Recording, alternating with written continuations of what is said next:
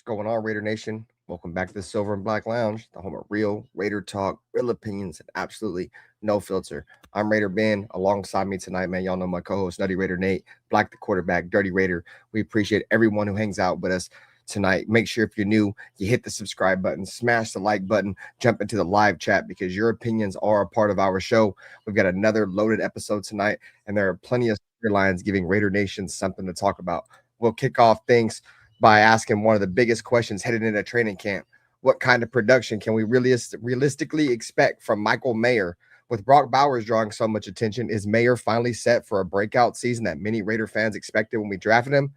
Then we'll go into ESPN's draft grades where they hand the Raiders a losing grade in the draft. Did they get it right? Or are they just selling fool's gold? After that, my boy Dirty, he's got some opinions on Lincoln Kennedy. Is he a walking contradiction? We'll get in a little bit of that. And finally, my boy Nutty Raider Nate, you're putting each other on the spot, our way too early 53-man roster predictions, which veterans are going to be safe, which young players are going to be fighting for their job, and who could be the biggest surprise cut before week one. As always, this show is driven by Raider Nation. We want your takes throughout the night, so don't be shy in the chat. If you disagree with us, let us know. If you agree, tell us why. We may even feature comments tonight live on the show. This is the Silver and Black Lounge. Grab your drink, settle in, and let's talk some Raider football. Just win, baby. Which team, by colors alone, is identifiable around the world?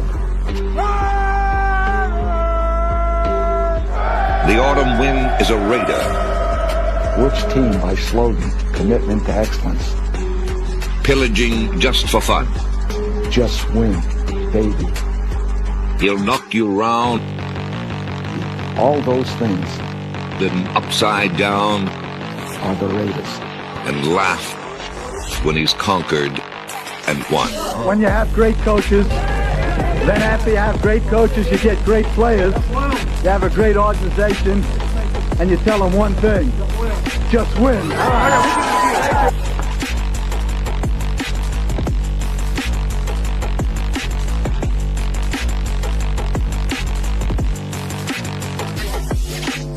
He's blowing up. Raiders!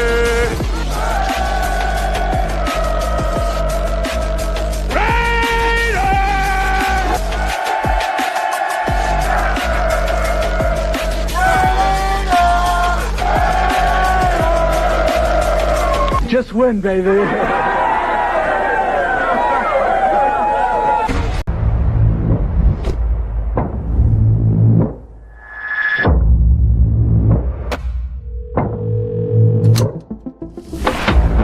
greatest offseason for a single team in NFL history. Not only have the number one overall pick, they've taken every single round of the draft. Welcome to the dark side, my friend. Let's go, baby. Raiders select Ashton Jenkins. Bowers made the catch! Reach the ball! Touchdown!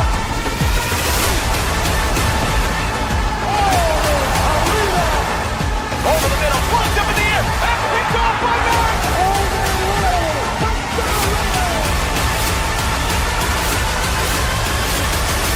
The greatness of the Raiders is in its future.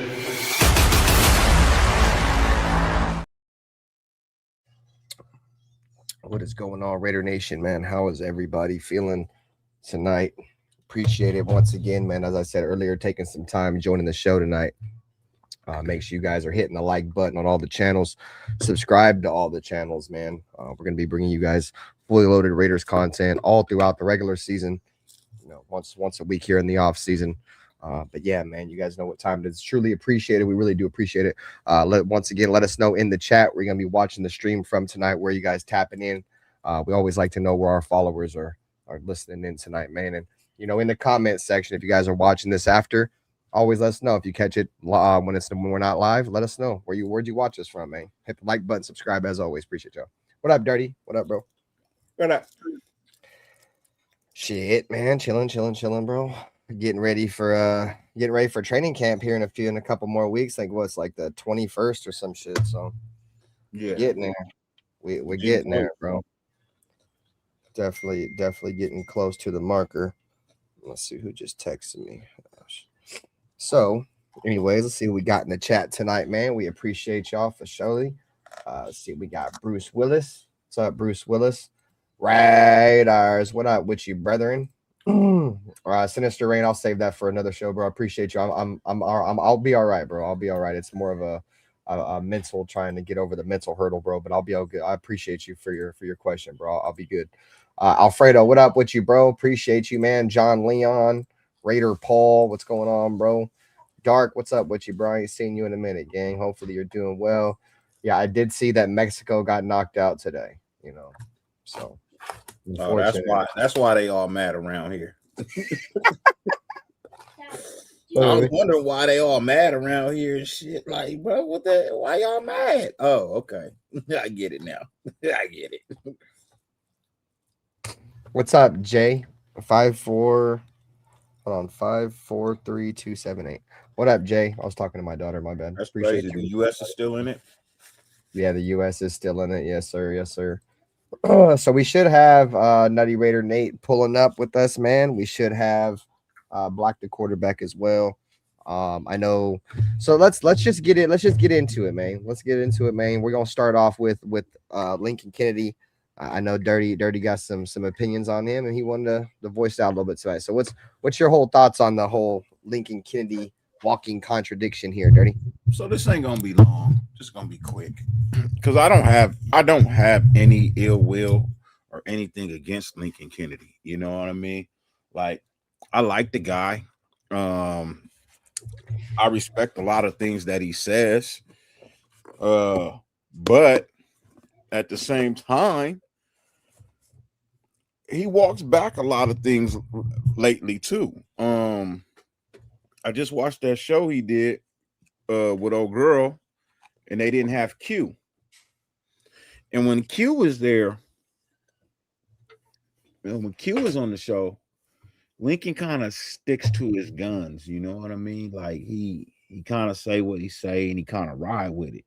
When it's just him and old girl, he walks back a lot of things. Like, to me, it feels like a walking contradiction. They were talking about getting Justin Jefferson. You know what I mean? Trading for Justin Jefferson. One of his statements was, we don't really need a Justin Jefferson. Don't really want to pay for like Jefferson, right? But then 10 minutes later, when she asked you again, you be like, well, hell, I would love to have a Justin Jefferson. You know what I mean? A Justin Jefferson, would be like a wide receiver that you want to draft next year. You would already have in a Justin Jefferson. Like, to me, that is a walking contradiction. It's not the first time he's done it. I'm sure it won't be the last time he's done it. He'll do it. But I just noticed that when Q is not on the show, he walks back on a couple of things when he's doing shows with old girl. That kind of, it don't really sit with me well. But like I said, I respect Lincoln Kennedy. I know he knows what he's talking about, 90% of the time. But I feel like sometimes when Q is not a part of the show, he's a contradiction of himself. And I got an issue with that. If you're gonna report. You know what I mean? Make it cross your whole show, make it the same. Now, if you want to walk back your explanation like 4-5 shows later, by all means, do what you need to do. But 10 minutes, 5 minutes, 10 minutes, walking back, I don't like that. I don't like that at all. So to me, that kind of makes you a walking contradiction. Wouldn't you say? Wouldn't you think? I'd agree. I got some thoughts on that too as well. What's up with you though, Nutty Raider Nate? Saludos, brethren. What up with you? Yeah, man. My boy fired up his show the other night, boy. What up, Nate? Yeah, my little 20-minute show. It's cool. Hey, a little rusty. That's all it requires, man. Yeah. I'm not when I come back to the season, bro, I'm doing 30-minute shows. Don't ask me to do no 3-4 hours. I'm doing them 5-hour joints. I'm trolling. Man, we know you trolling. Definitely trolling. Nah, so anyways, my thoughts on the whole Lincoln Kennedy show. My bad, Nat. I didn't mean to cut you off. I thought you were done. No, yeah. I was gonna say the same thing. I was gonna bring up Lincoln Kennedy. Same thing. Yeah, he's a company man. Yeah, there you go. That's what I was gonna say. That's just what it is.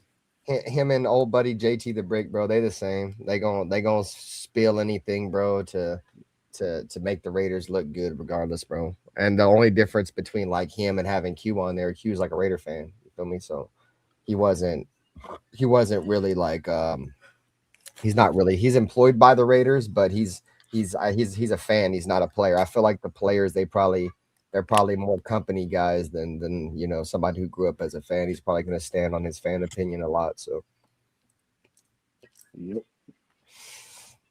So, yeah, I know Q works for the Raiders too. But it just seems like I feel like Lincoln Kennedy should be a big fan too, bro. You fucking played for us. You know what I mean? We gave you a job when you were done with football. We gave you a check to hold on to. You know what I mean? We hired you to, and I just feel like sometimes, man, like I would prefer for you to just say nothing at all than walk back. You know what I mean? Fucking statements or opinions. Like I don't get it. First you say it's not worth it, but then you say, yeah, I mean, I really wouldn't have a problem with trading for Justin Jefferson. Well, which one is it? You don't want to do it or you wouldn't mind? Which one? Like those dudes do good work, bro. Like them and JT and those guys, bro. But the whole issue is, bro, that shit to be, it's just hard to watch, bro. You feel me? Like respectful. I'm not saying what they do ain't good. But, no. I'm not saying that. The fact that they're company guys, bro, it's hard to watch. Bro, I remember I got called out by JT on one of his shows before. So, you know, dudes go and drink the corporate Kool-Aid. That's why what's his face? Critique be saying that, man. We don't drink the corporate Kool-Aid, and a lot of those guys that host those shows, that's just what they do. Well, I feel like it's not like dirt, like Nutty Raider Nate just got the shit slapped out of him. Bow, turned his camera off, got him up out of this thing. You know what I'm saying? That boy literally just got slapped off the screen, bro. That shit was out of pocket. Hey, bro, why you just get slapped off the screen, gang? All we heard was pow, and his ass was gone. What up, Black? What up, brethren? How you doing? Oh, I got that coming to you tomorrow too, man. I ain't forgot. I got that coming to you tomorrow. Why would I get a haircut? I ain't had a haircut like 10 years, bro. Cool. No, I figured, you know, it is. It's that 4th of July weekend. How was your 4th? Mm-hmm. Been busy. That's a good thing. That's a good thing. Yeah. Watched these motherfuckers do fireworks yesterday and set a hillside on fire. Watch them set a hillside on fire. Man, it was. I heard my shit trimmed up, purple. It's not cut. I heard people was getting slapped out there. Bro, a few years ago, somebody like in my neighborhood got their house burned down from fireworks, dude. Like 3 blocks down, like a couple years ago. Oh, it's been nonstop over here for like a week straight. You know how like you get them big ass palm trees, and you know like when they're hella old and people don't maintain them, they like old dry pieces. The dry pieces hang. Like the firework caught one of those joints, dude, and caught the tree on fire. Damn, bro, you got slapped again. That's why I go watch fireworks. I don't buy them anymore, man. I just go watch other people's neighborhoods go up. You know what I mean? Like I'm not buying them anymore. I'm not burning my shit down or somebody else's. You know you're responsible. If you light a firework and it burns somebody's house down, you know you're responsible for that. That's a lawsuit. I ain't got the money to spend on buying nobody no new fucking house, bro. I ain't got that. The next day, I go out that's there. A negative. You can find like stuff on the roofs and shit. That's a negative, Ghost Rider. Still be on fire and smoking.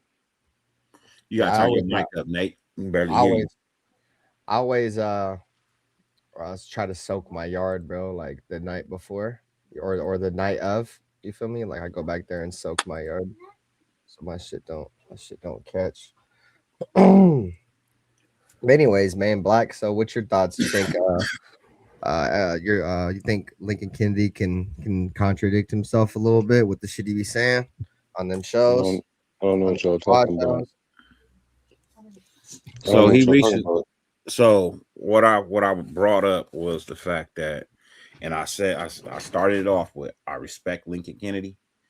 I think he does a great job of what he does do, but I feel like sometimes when Q is not on the show, this dude contradicts himself. He'll What say you something. mean? He'll say something 1 minute with old girl, and then 10 minutes later, walk back his statement. Like he did that show a couple of days ago where they was talking about trading for Justin Jefferson, and his initial statement was he was like no, but when he was asked 10 minutes later, he was like, well, I mean, if you look at it, it wouldn't be a bad idea. You know what I mean? Like you plan on drafting the wide receiver next year, but you trade those picks for Justin Jefferson. Like I was saying, trade those picks and get a wide receiver that you might have picked in a Justin Jefferson. You know what I mean? And see where you go from there. So my whole thing is don't say no and then 10 minutes later come back and say, well, if you really look at it, it could work.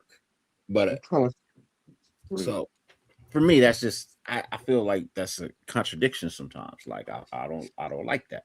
Yeah, what happened was I texted him, right, and I was like, bro,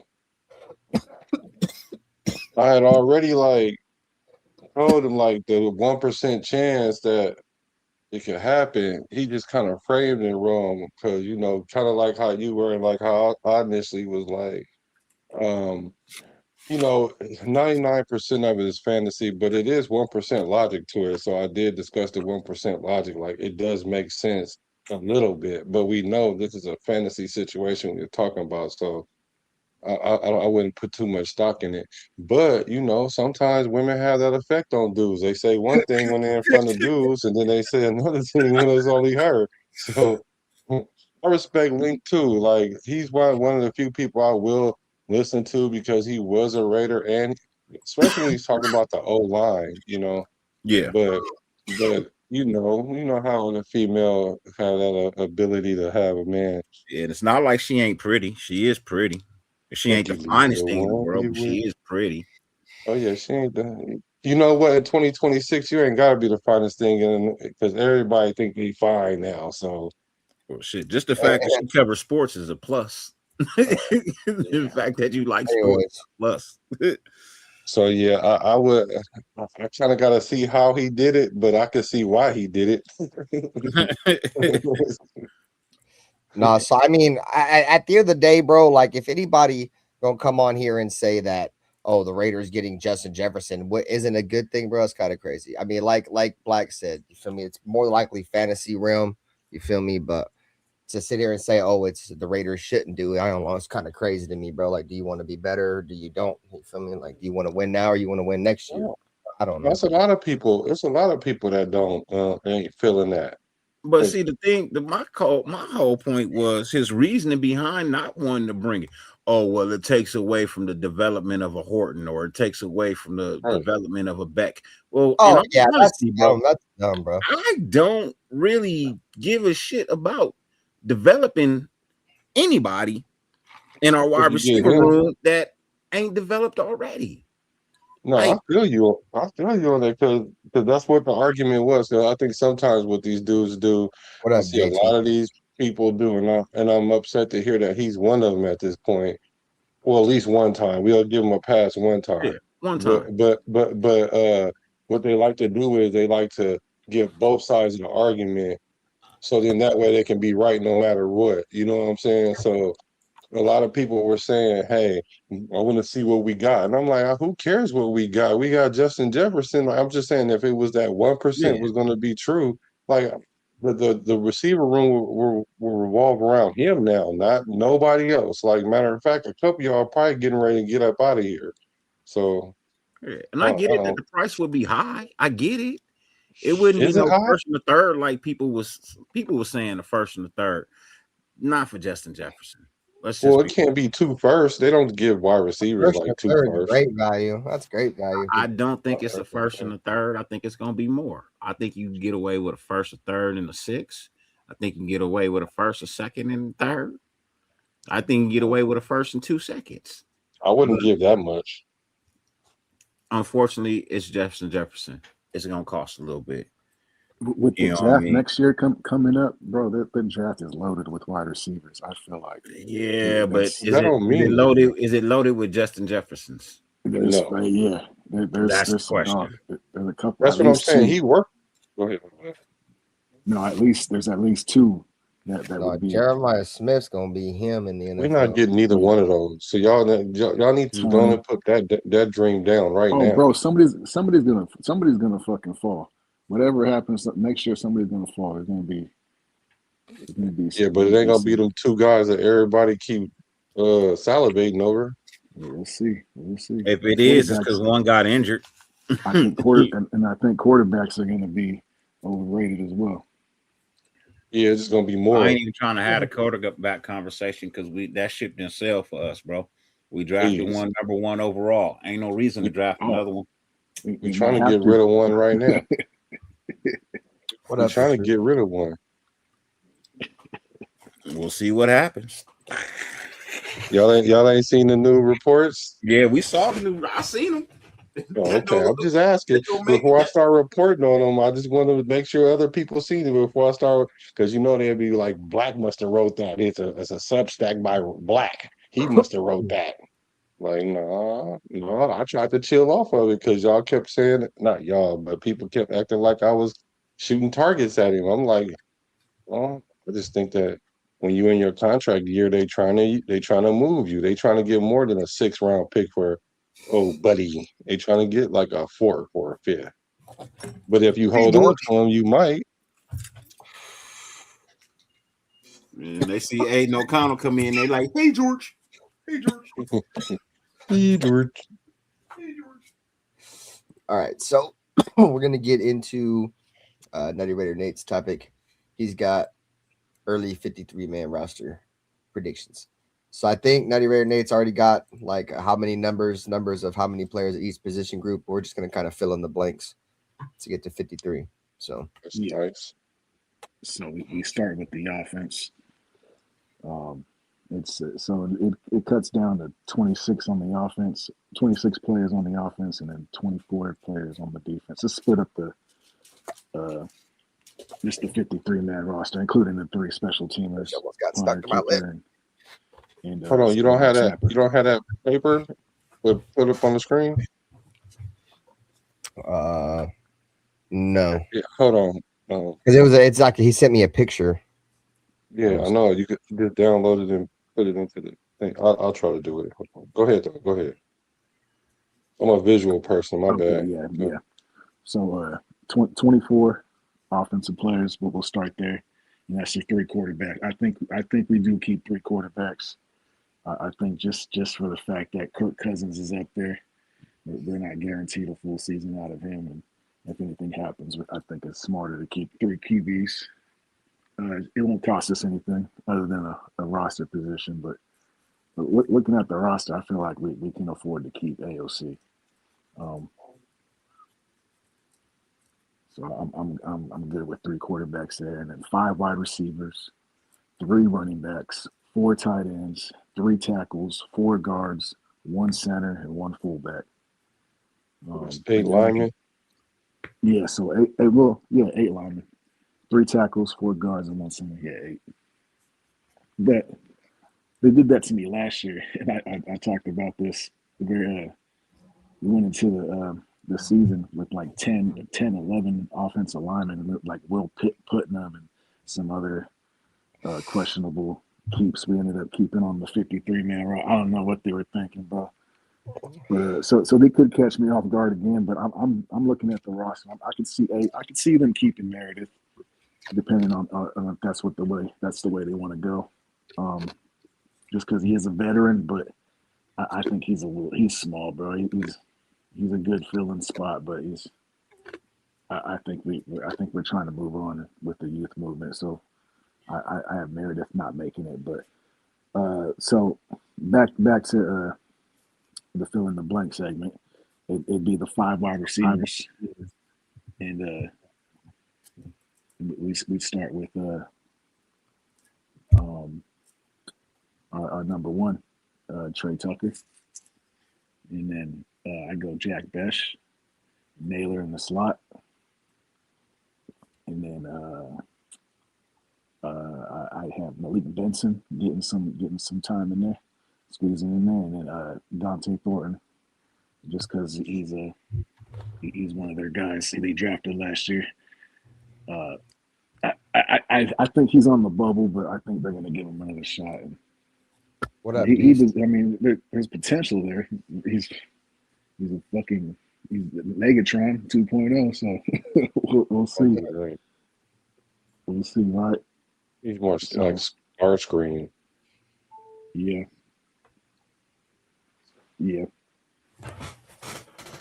But so far that's 8 players right there, right? That's 8 receivers. Oh no. Well, yeah. So what's 5 that, quarterbacks and receivers? 3 quarterbacks, yeah. And then so now we go to the running backs. It'd be Ashton Genty, Washington, and I have Lobby up there right now because he's just a veteran on the team. He's a special teams guy. But I definitely could see him. His scholarship could be coming to an end here pretty soon. Hopefully, one of these other guys steps up.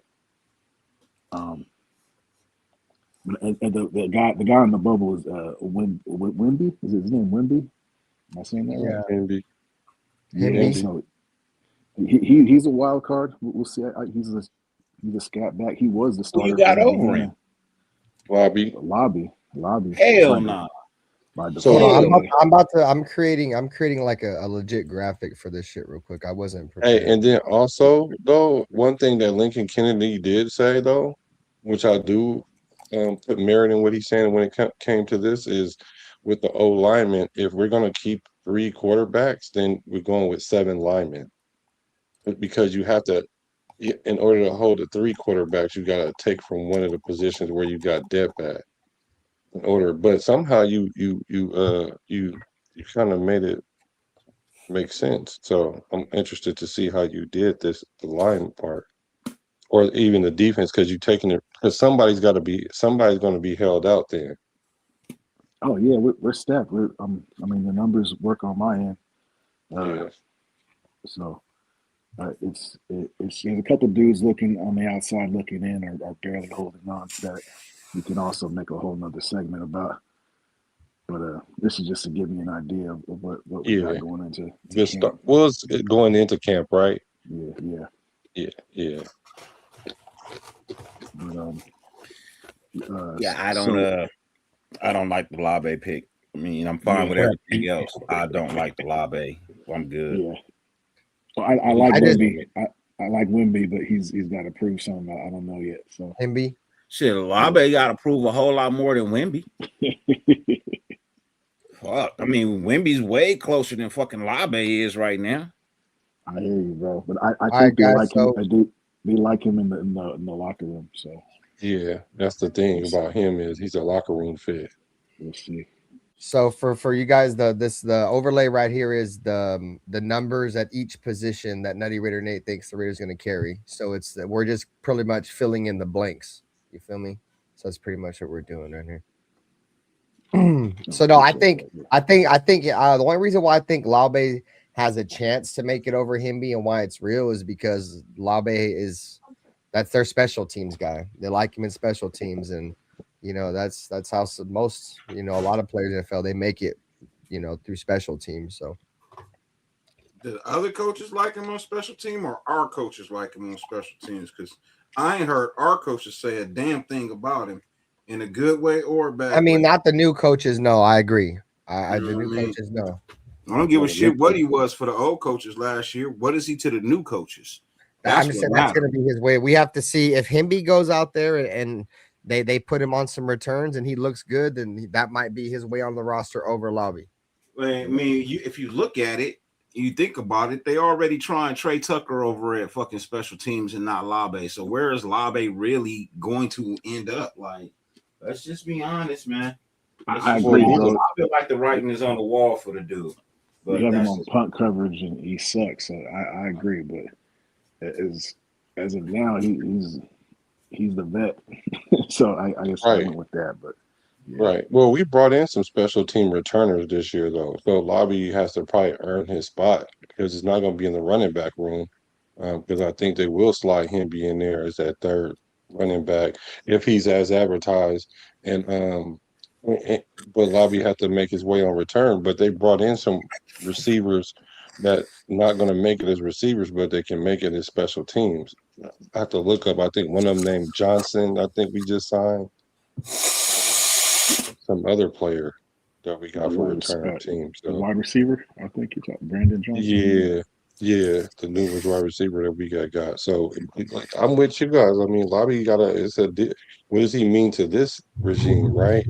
Like you said, so he gonna have to earn it. Otherwise, I don't like Lowry neither. I just think that, you know, and until we see something from Hemby, they'll probably just keep him around because sometimes that last running back on the team is usually a special teams guy. So that's why I think it's going to be a lot of it's going to pan out to how Hemby plays in special tems in the preseason or how he looks, you know, in training camp. So. I much would have rather kept what's his name, Amir Abdullah, but that's me. I thought what's his name, right? Amir Abdullah. He was cooking. He was last year with us. Amir Abdullah. Oh yeah, Amir Abdullah. Yeah, when they finally put him in to start. Yeah, he went out there and started cooking. I just dropped this shit. On to the tight ends. I ended up keeping 4 tight ends. Brock, Mike, Isaiah, and what's his name? Wayne, the tight end. What's Ian? Ian Thomas is definitely on the squad because they signed him to be a blocking back. I mean, blocking tight end. He brought him back specifically for that. I call him Isaiah Thomas. Yeah. Is that his last name, Thomas? Yeah, Thomas. Ian Thomas. Yeah. Because he came with us last year. 4 DNs, 6 linebackers, 4 safeties, and 4 corners. So he said that's how his defense would be in terms of numbers. 4 corners. I kept 5 in mind, but so I got the players. So running backs. The running backs are Chris Collier, Roman Hemby, Ashton Genty, Dylan Laube, and Mike Washington. So those are the running backs that are on the Raiders roster right now. I like Collier. I think he runs hard, but he's been a practice squad guy for a number of years now. It doesn't click. I don't know. I'd say it's going to be Genty, Mike Washington, and I don't know. Something tells me that Roman Hemby is gonna win out in preseason and can't. Just because I don't think Dylan Laube is nothing special, and that's no disrespect to Dylan Laube, but I don't think he's like a player that like moves the needle. You feel me? I don't know if Roman Hemby is neither, but I mean that's going to be the battle right there for that third running back position that a lot of us are going to have to pay attention to. Well, as a coach, I would be more willing to take a chance on Hemby, who gives my new quarterback a form of comfort. You know what I mean? Like, I'd rather have somebody he's comfortable with back there versus somebody who nobody in the Raider Nation is comfortable with. So, that's just me. And like I said, there's no disrespect to Dylan Laube, man. I don't wish anything bad on the dude.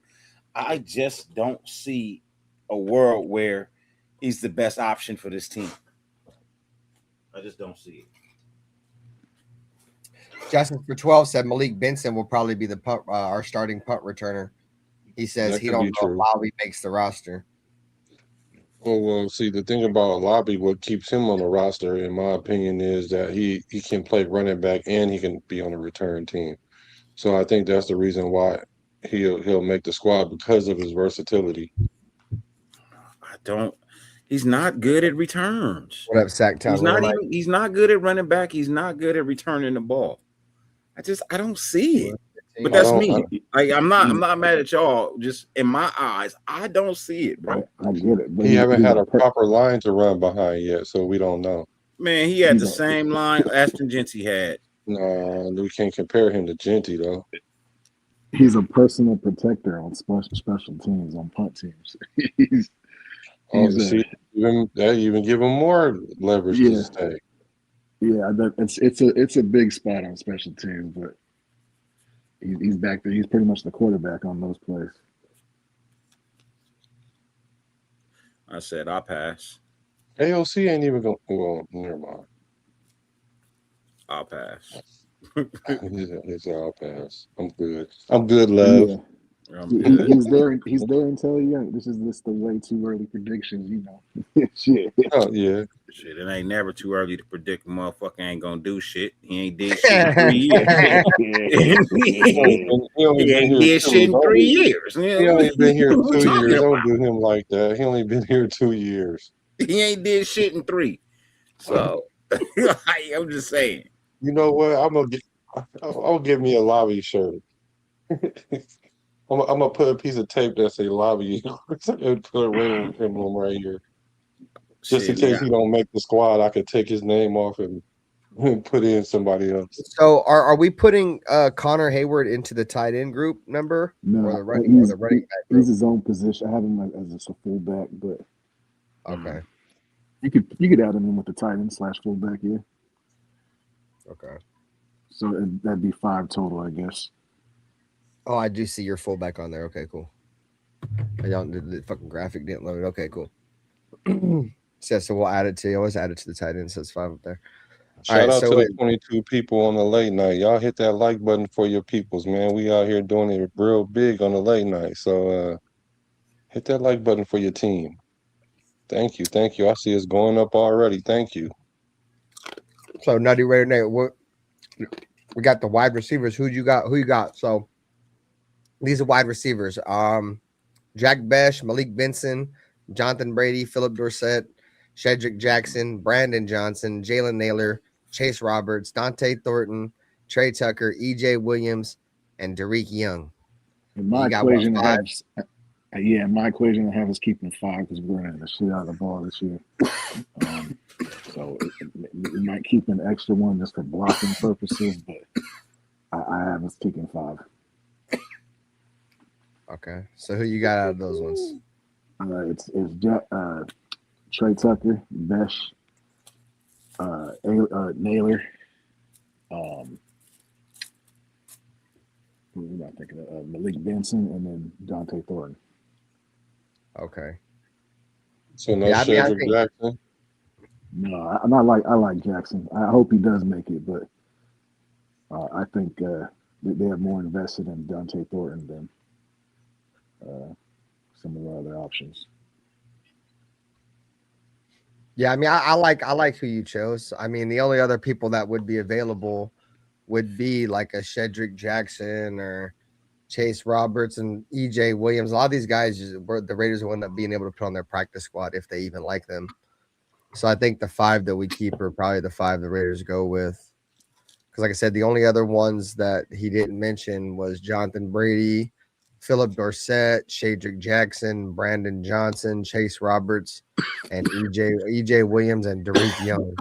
So those are going to probably be the guys. I agree. I don't think those guys are going to make the team either. I think that EJ Williams will probably end up be a practice squad guy. I think Shedrick Jackson may sneak into the practice squad again. I think for sure EJ Williams, unless somebody snatches him. I'm not saying he's going to be great or anything, but I think the Raiders may want to keep him around because I know he does have a little bit of a familiarity, or how you say that word, with bro, I hate that shit. With Fernando Mendoza, this chemistry there. You know, that's why I think they're going to try to sneak him beyond the team. These guys that played with Fernando. So he keeps him a little bit more comfortable and shut. I mean, obviously they're gonna have to earn their spots, right? But I think those 2 guys for sure will sneak up there. And then the 4 tight ends and fullback. I guess it's 5 now / fullback. We got those, and then the 3 tackles would be Colton Miller, Glaze, and Grant. And then unless one of these other guys balls out in preseason and they have to keep 4 tackles. I can see that because we did load up on hella tackles. We got some options. So if one of these guys balls out, he might sneak onto the roster. And we might cut somewhere else, but that's another episode. So yeah, but in this equation, it's 3 tackles, and then 4 guards would be JPJ,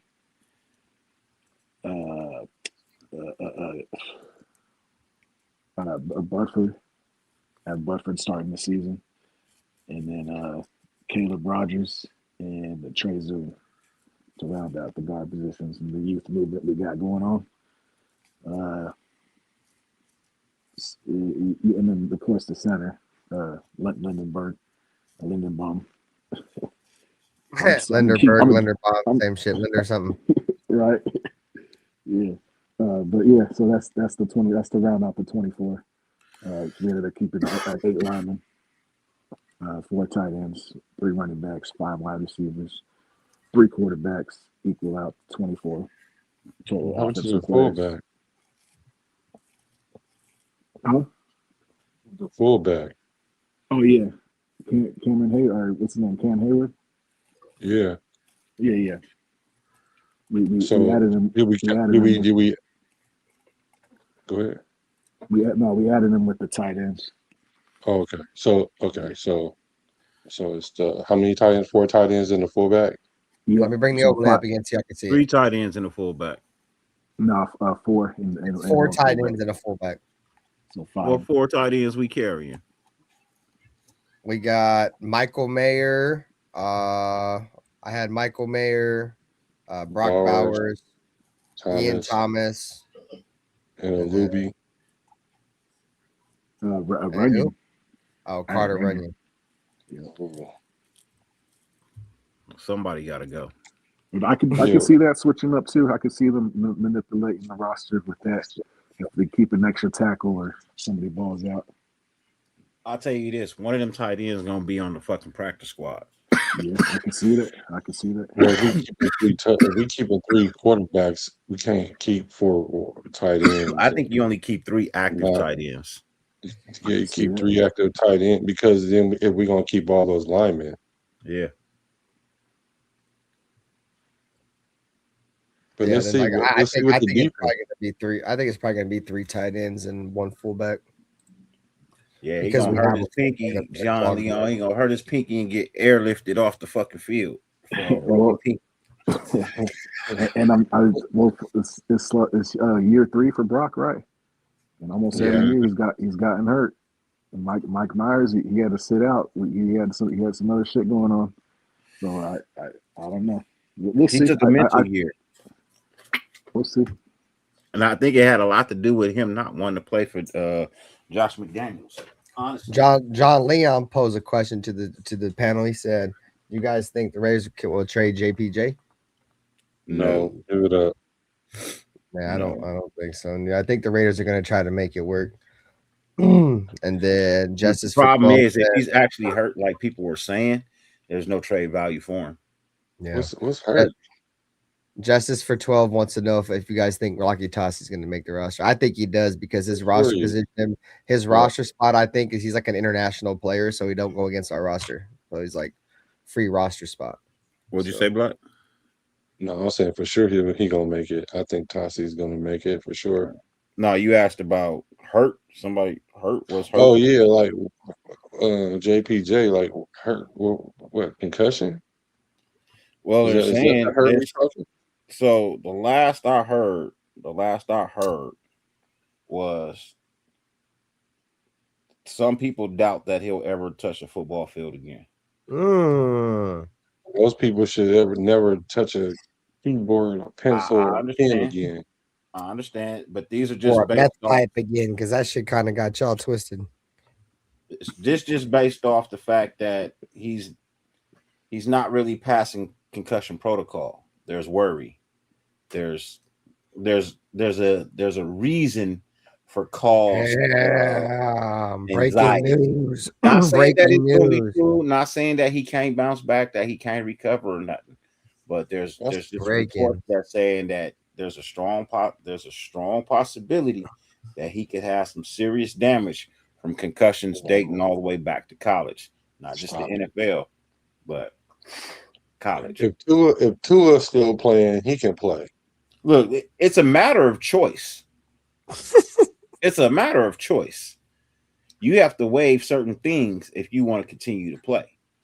You know what I mean? You ain't gonna get the health insurance that's Also, guaranteed why- to you at the end of your career. You're not gonna get that. You waive that. You know what I mean? But I'm just saying, like, playing offensive line and quarterback. one of the things I hate about Miami is the fact that they let Tua play when they knew he wasn't healthy.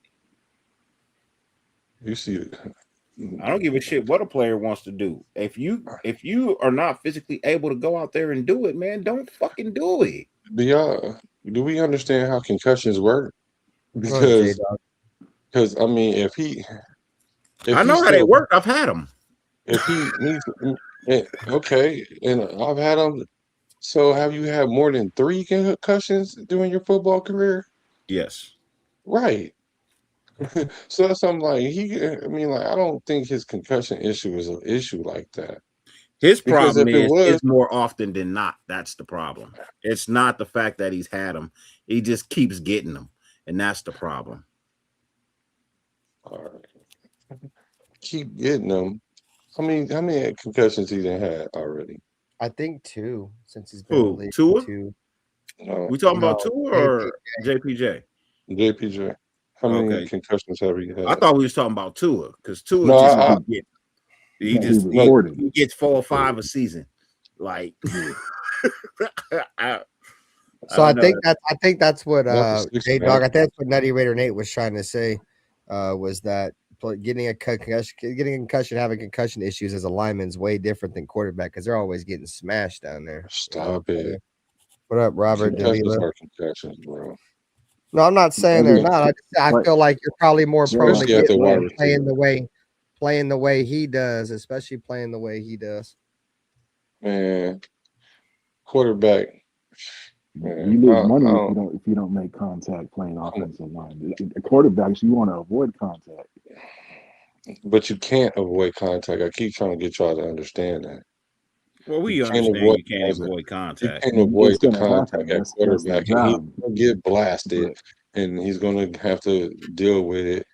Now, if y'all want to say, okay, the trenches is harder than quarterback, all right, fine. If you want to say that, but how many linemen? No, I'm not saying y'all. I'm just saying whoever. But so I'm like, how many linemen have you seen retire because they had concussions? But I could tell you a gang of quarterbacks has done it. All right, so let's get on. Let's finish up with this the defense real quick. Let's just bring the graphic back up. So edge and defensive ends the same thing. So that's not 8. That's the same shit. So so would you how many players you got, Nate? 4 defensive ends. It's Max Crosby, Kuntz, Crawford, and Kwity Paye. All right. So the defensive ends on the roster: Kieran Crawford, Max Crosby, Jafari Harvey, Malcolm Kuntz, Kwity Paye, and Kean Stone. You said you got who? Kieran Crawford, Max Crosby, Malcolm Kuntz, and Kwity Paye? Yep. Okay, cool. You guys agree with that one? You guys think that's who it's going to be? I don't know who Jafari Harvey is.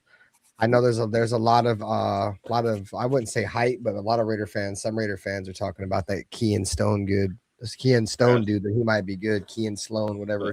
Don't be surprised. Don't be surprised if we do keep old boy and move Crawford to the linebacker spot, have him labeled a linebacker, but still play him as a DN. Like, we can still do that too. So, you know, yeah, that's true. Some roster manipulation type shit. Yeah, Robert. You know what I mean? So I could see that happening too. You know what I mean? No, that's what he is. That's what they're bringing him in as to be the Will Backert off the edge. That's what I thought. Yeah. That's what he looked like on film. Yeah, that's what he's going to play. He's going to play Will Backert off the edge. Now, so the question is, do you, in the 3-4, do you put Kuntz and him mental reps on the edge of him, or do you put mental reps? What's the other dude name that we got? Could he pay? So you know what I'm saying? Could he play DN and then Crawford play the linebacker next to him? So he takes the block and he comes off the edge. Could he take the block and Crawford comes off the edge? I think I need Malcolm, whatever it pans. I need Malcolm Kuntz and Max Crosby on the same side. That's what I need to see. You're probably not gonna see that. Yeah, they're gonna have to put Max Crosby at defensive end and Malcolm Kuntz as stand-up pass rusher. Yeah, maybe. You might not. That might help him. That might help him because that might help Kuntz. They say we're going to run the 3-4, but it looks like they're loading up for the nickel with all the safeties. Looks like they're loading up to be able to play whatever, defense they need that at that point in time for that game. That's what it looks like, because you got players that can play in multiple defenses. So you got a few key players that play the 3-4, like Crawford. Coming out of Buffalo, that's a 3-4 guy. He's a 3-4 guy. He's the perfect specimen. He's the perfect picture of what a 3-4 end looks like. And he could cover a little bit. Yeah, he's textbook for that spot. Yeah, honestly, he's textbook for that spot. We just got to see what it develops into. Over the next year and a half. So just for 12 said JPJ had 4 documented concussions.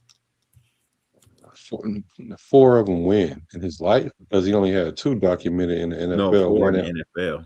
No, he had 1 in OTAs and 24, and he had 1 last year. He only had 2 in the NFL. Crazy. OTAs is crazy though. Getting a concussion in OTAs is kind of crazy though. That shit is kind of out of pocket. John Leon. Sorry, go ahead. No, but you said 4, so where'd you see that at? Because I don't want to. I think he had wrong. 2 in college. I think he had 2 in college. Yeah. But 4 is still a lot. 4 documented total. Hey, look, I wasn't really. I wasn't really believing what was said. I'm just saying this is what was said. Oh, yeah, it's all good. I don't want to backpedal on what was said. I'm not saying I believe it. I'm creating content. You know what I mean? I'm just putting it out there that you got people saying shit like this. You know what I mean? We went over the defensive end. So who you got at linebacker, Nutty Raider Nate? LBs. I have us keeping, I believe, 6 linebackers. Ooh. Yeah. Do we even got 6 linebackers? Yeah, it's kind of rough, bro. It's kind of rough, but I'm thinking of like special teams mainly, trying to preserve the starters that way and have enough guys to play special teams. But so it's the two starters, Nakobe Dean, Quay Walker, and then both the Bird brothers, cousins, whatever. Lindenberg. Yeah. And then there was another one. Eichenberg. So that's 4. Yeah, but one of them is a special teams player. No, they both contribute pretty much on special teams. I think Cody Lindenberg was like one of the better special team guys in the entire NFL. Sure. He was the 7th round pick we got last year, right? Yeah, really. I forget when we drafted him at, but that's the definition of coming in and making the best of it. That's for real. Yeah. Yeah, I mean that's what I'm saying. That's what I was saying earlier about him being special teams, bro. Like special teams, bro. Like dudes will come in and they can be really good players. And some I can't name dudes offhand, but I'm sure there's been a lot of players that started off as just special team guys and worked their way up to being a ton of them, bro. It's Hall of Famers. That's what I'm saying. That's what I'm saying. Type shit. I can't name. Shannon Sharp started on special teams. Tim Brown started on special teams. Tim Brown started on special teams? Hell yeah, he started on special teams. Number 84. He was really number 84. Oh, hey, fuck, I forget what Dirty said. He He's said number 84. He Tim said he Brown ain't said he that wasn't good. Tim Brown said he wasn't all that. He said Tim Brown wasn't all that good. I remember He that wasn't shit. all that great when he started. I still remember that shit. That's He kind didn't of hit the ground. He didn't hit the ground running as greatness. He developed that. All right, so let's see. So the linebackers were Quay Walker. Who'd you keep? Not even Nate. You had both the Bergs, Quay Walker, N'Kobe Dean. Yeah. And then there was one more. Actually, there's 6. So I ended up keeping 6 just for because I liked Brendan Jackson, 6'4", 263, 25 years old, out of Washington State. I Brendan Jackson. Yeah, I see him. I thought we could use that somewhere. So that's just a pie in the sky kind of thing. I don't know. I'm thinking about special teams again, but I think he has a chance with just his size alone. It could be a weapon that we could use. And if like you guys were saying earlier, if Sion Stone does his thing, he might just find his way on this list right here too. So I think that's what I was thinking when I said 5 or 6. Yeah, he's probably gonna make it. Yeah, and he's more of a linebacker. Yeah. His size give him linebacker. His size give him the linebacker feel because he's not a DN in the NFL. Plus, in college, he didn't get any sacks, so they didn't bring him in to be a DN with no sacks. So I think they're bringing him in for a linebacker, which is probably that weak side linebacker again. Said I had over 5 concussions. Army paratrooper. We hit the ground like a bag of rocks. Yeah, those things will fuck you up, bro. We'll stack it up. happens. I got a concussion so cold I didn't even feel it. That boy got his shit spanked. Woke up with Tweety Birds. No, I got hit so hard. You ever been hit so hard you didn't feel it, but you know you got hit? I didn't even see where the dude was. I didn't see him. I still ain't seen him. I still ain't seen him to this day. I ain't seen that one. That's funny.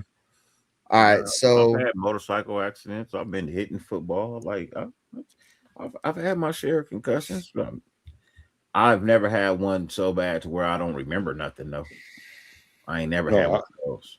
No, I ain't never had one that bad either. But all right, so you kept 5 corners, Nutty Rare. Nate, who'd you keep? Ooh, here we go. Don't say Darian Porter first. King Dingaling. King Dingaling. First off. It's Tayron Johnson from the Buffalo Bills. Tayron Johnson, yeah. Yep. I think sure. I think he's in the building. Massis. I think get that man his money Massis, too. I'm sorry. Get that man Johnson his money too, y'all. Massis is right there. And I'm looking at the weight, he's 185 and Jamar McCoy is 193. So he could put on 5 pounds or so, but it's crazy how people pick on his size. What's the attitude? He gets in there. I haven't watched a lot of the games, but he gets in there and he's not afraid to tackle. He's not backing down. But I like his coverage. I like his coverage. No, he definitely got coverage. Yeah. Yeah. His teammates say that's the one thing about him though is his I don't want to say inability to tackle, but probably the lackability of tackling. Ezekiel Math, I like the fact that he's a playmaker, bro. He's a ball hawk. If that boy gets his hand on the football, rather it be a PBU or an interception, he gets his hand on him. I think he had like 15 pass breakups last year in college. So how many interceptions he had? He need to. I think he had what, like 6? Ooh. 6 interceptions, 4 to 6, something like that, somewhere in that area. Nice. He might start at corner. And other than Porter, that's 4. Darian Porter. Yeah, so he had 5 interceptions last year. That's nice. No. All right, my bad, Nate. No, yeah, Darian Porter. I think it was a project. It blew up in Pete's face last year. He was looking for the next Richard Sherman. I don't think he is. But I think there's potential there. He's got the size. He's got the speed. So I'm hopefully glad somebody got faith in him. I'm hoping we can fucking try to get the most out of him, because I've suggested throwing him back to the wide receiver position. So look, look, dude is a backup player. He's not a starter. He's a backup player. You know what I mean? Like, I feel like he's still got a lot to learn about playing corner. Congratulations to being in the NFL. This is what I be saying. Like, man, some people get to the NFL don't really deserve to be there. I mean, you there. Kudos to you. But in all honesty, you there because Pete Carroll don't know what the fuck he doing. Because I didn't see, bro, when we drafted him, bro, it was like a what the fuck? He wasn't that high on nobody board. This somebody I feel you could have got as a UDFA if you want to take chances on swinging at something, but drafting him, bro, I ain't see nothing in his college tape that showed me he was worth, you know what I mean, being drafted, and I ain't see nothing from him last year that showed me that he worth being a starter. Yeah, he got drafted in what round? The fact that he was drafted at all bothers me. The third round? I think he's a fourth round pick. Still pretty high for a project.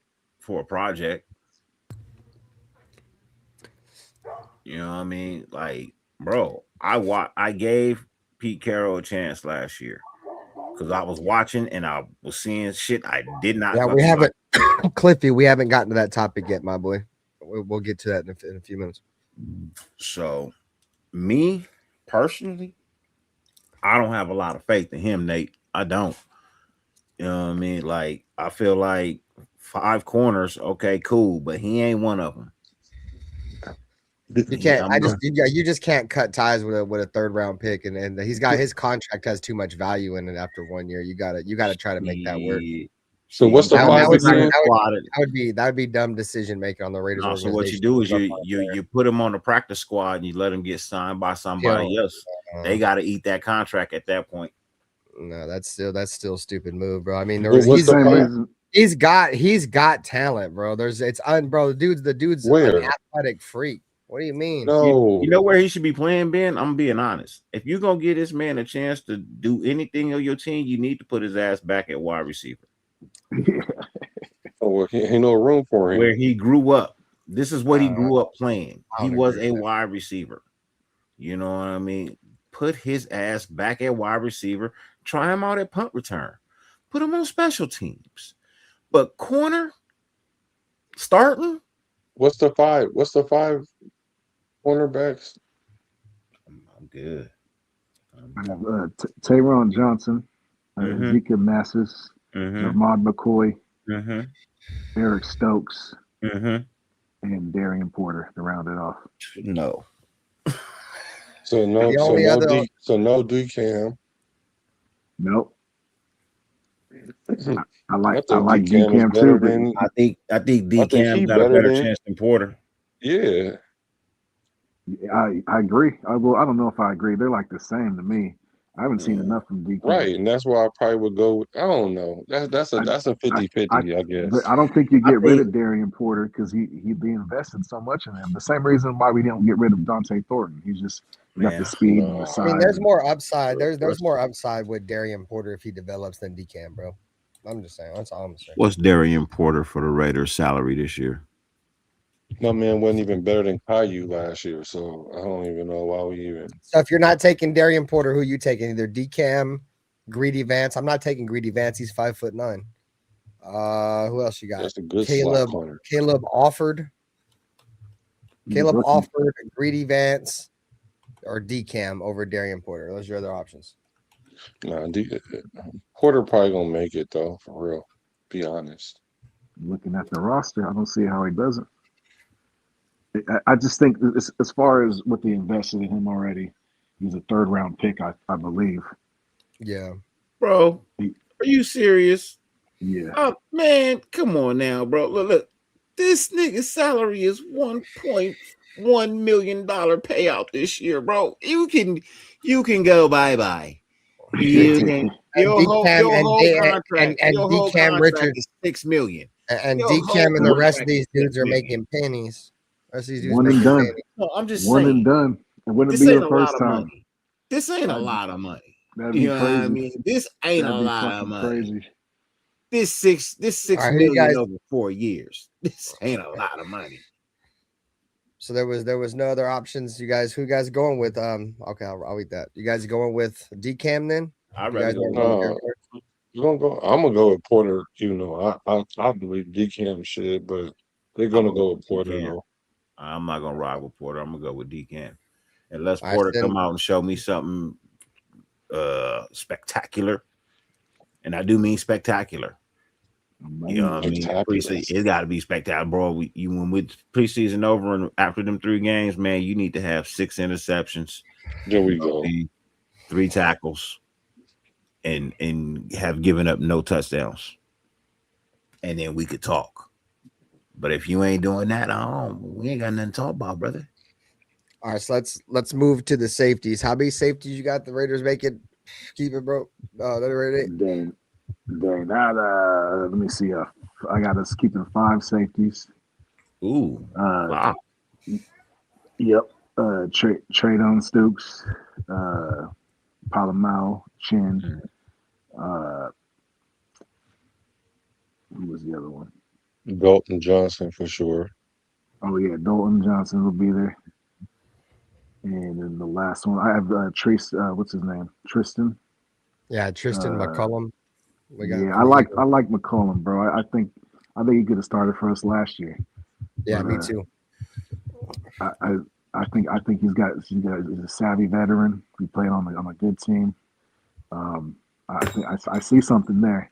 So I'd like to see him. I'd like to see him stick around. If not, fucking find a role for this team. Dude, he's more of like a talented version of Isaiah Polamau, bro. Because their body set, their body structure, bro, is like identical, bro. They're both 6'3", they're both like 200 pounds. You know what I'm saying? They're both extremely fast. You know what I'm saying? It's just I think with Tristan McCullum, I think he's a little bit better than Polamau, to be honest. But Polamau's 27, Tristan McCullum's only 24. Or no, they're both 27. My bad. I read the ages wrong. That was So yeah, I like those safeties. Merry Christmas to me. And then you had what? Obviously, who did you have at kicker? You taking Matt Gay or the Tokyo Toe?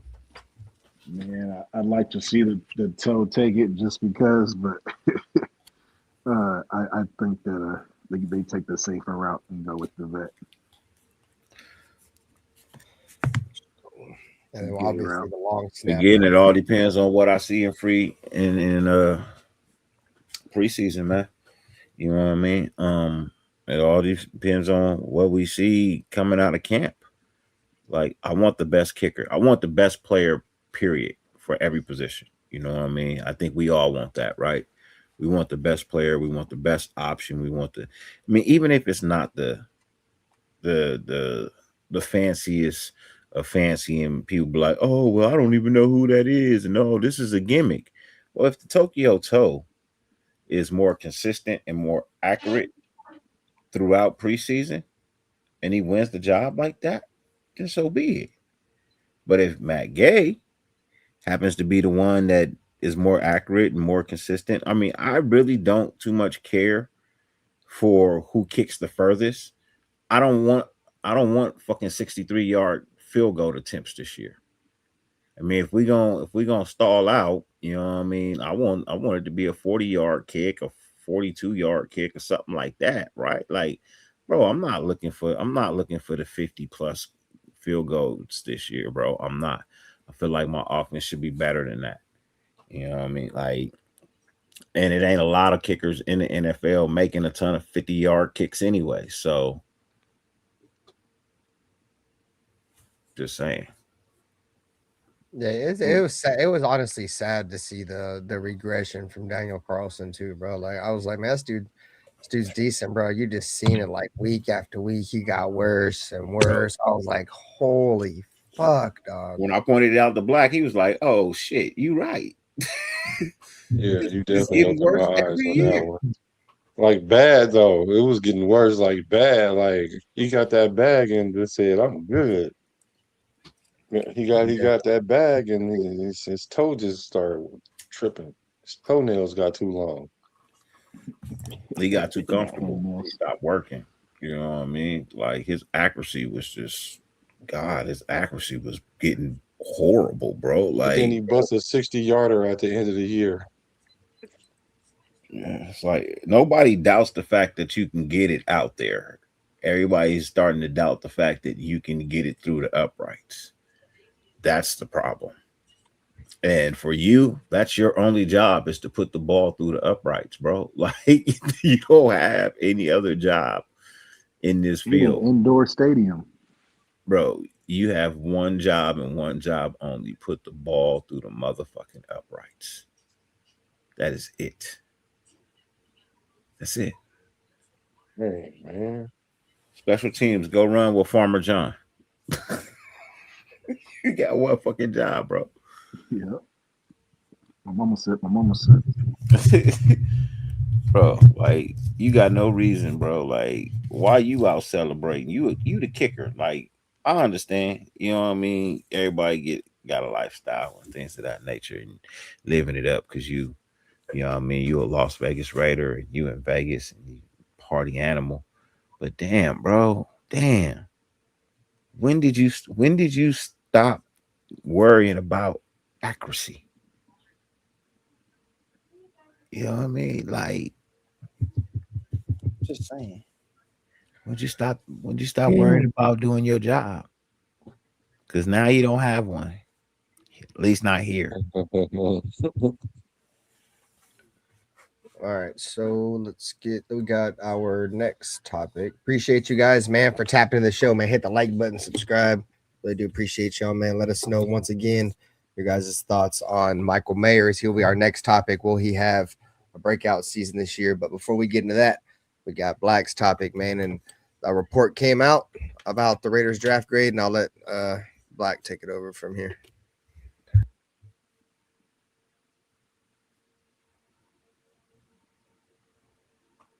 I think we lost. I think we lost Black. He's on mute. He's on mute. He's on mute. No, hold on. I'm trying to find the report. ESPN. I got. Let me grab it. Yeah, I got the draft grade. They gave him a C. I'm trying to figure out why they didn't. All right, hold on, y'all. My bad. No, you get. So pretty much, there's only like two other teams, I think, or one other team they got a worse draft grade by, or not draft grade. Oh yeah, draft grade than the Raiders. Only one team. When we drafted the first, when everybody was talking about us, oh, the Raiders did so great. They great draft. Draft knocked it out the park. This was a good one. Now ESPN's got something different to say. Yeah, right. Absolutely do. We're bored. Boy, if y'all don't feel like the NFL was scripted and that is made for Vegas, not the Raiders, is made for Vegas to win. Oh, all right, here we go. All right, ESPN gave the Las Vegas Raider a C, and they said the biggest move was drafting quarterback Fernando Mendoza, #1 overall. The move that he liked was trying to trade edge Max Crosby. The move that he did not like was signing edge Kwity Paye. It said the Raiders brought in Clint Kubiak as coach and drafted Mendoza this offseason, but perhaps the team's most noteworthy decision was the one ultimately came undone, trading Crosby to the Ravens only for it to fall apart. The trade was a home run for the Raiders. They were a rebuilding team trading a soon-to-be 29-year-old player as a salary-laden contract, meaning mostly off their books, for 2 first-round picks. It was a clear victory despite the emotional pain. Unfortunately for Las Vegas, it was not to be. See, I disagree with that. I think we upgraded by keeping him, but it says so. Crosby is still a Raider and remains a pillar as the Raiders progress to the next version of their franchise with Kubiak and Mendoza leading the way. That change is significant, and nothing will determine which direction the franchise goes more than the success or failure of those two men. Even though Mendoza is probably the most important acquisition of the offseason, the Raiders don't get credit in the grade because they had the number 1 pick. But the Raiders did more beyond bringing in Kubiak and Mendoza and almost trading Crosby. They made many moves that could be needle movers, spending a ton of money to raise the low floor of the roster. Did it make the team better? Almost certainly. Did they spend reasonable doing so? Did they spend reasonably doing so? They did not. The largest of those deals were signing Tyler Lindenbaum to a 3-year, $81 million contract that obliterated the center market. So, and then they got into talking about they also dished out $16 million for Kwity Paye in what I thought was one of the worst free agent contracts this offseason. Paye ranked last among qualifying edge rushers and pass rush win rate. And then they also spent big by bringing in not 1 but 2 free agent linebackers in Quay, Walker, and Nakobe Dean.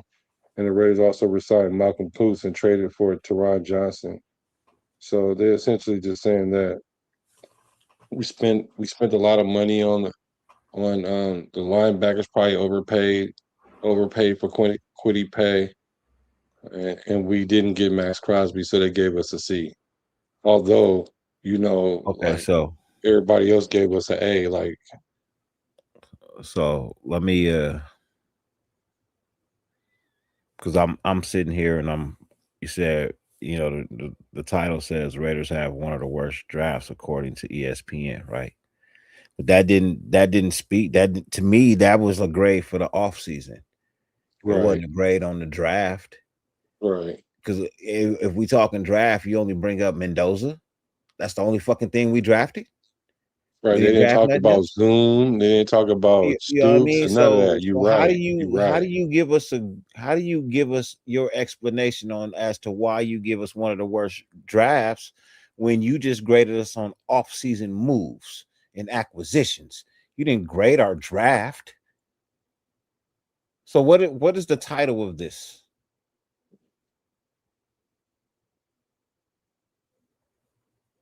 Well, the title that they gave it was Yeah. What was the title? So I guess it says 2026 NFL offseason grades. Then it says draft, trades, more moves by team. So I guess they covering everything. Okay, see. Okay. That's more of a clarification. I felt like as I was listening to you read it, I felt like they was grading our off-season moves in acquisitions versus more of our draft. You know what I mean? Like that when you say worst offseason, that's better. You know But what I even mean? still, though, to your point, though, But they didn't mention a lot of our draft picks, which were home runs for us. Like, exactly. So for me, like you're okay, you want to grade my offseason, but you're saying that based on, and just me looking, you know what I mean, from my point of view, I watch football. I know what the Raiders had on their roster last year. You gonna tell me that C minus D plus defense last year that we had, that what we got this year in a Nakobe Dean and a Walker, you know what I mean? Hopefully Kuntz performs. Like, I can understand the doubt of Kuntz. Like, I get it. He's like, he shows up partially. I'm still waiting for that full season of him just really getting out there and dominating, not fucking 4 games or 5 games a season when we play 17. We play 17 games, man. Show up for more than 4 or 5. You know what I mean? I respect the fact that you're in the NFL. Cool. Great. Show us that you deserve to be there. That's all I care. Show me that you deserve to be there. You got a lot of Raider fans cheering for you. I'm not one of them. I'm not. Because I ain't seen shit.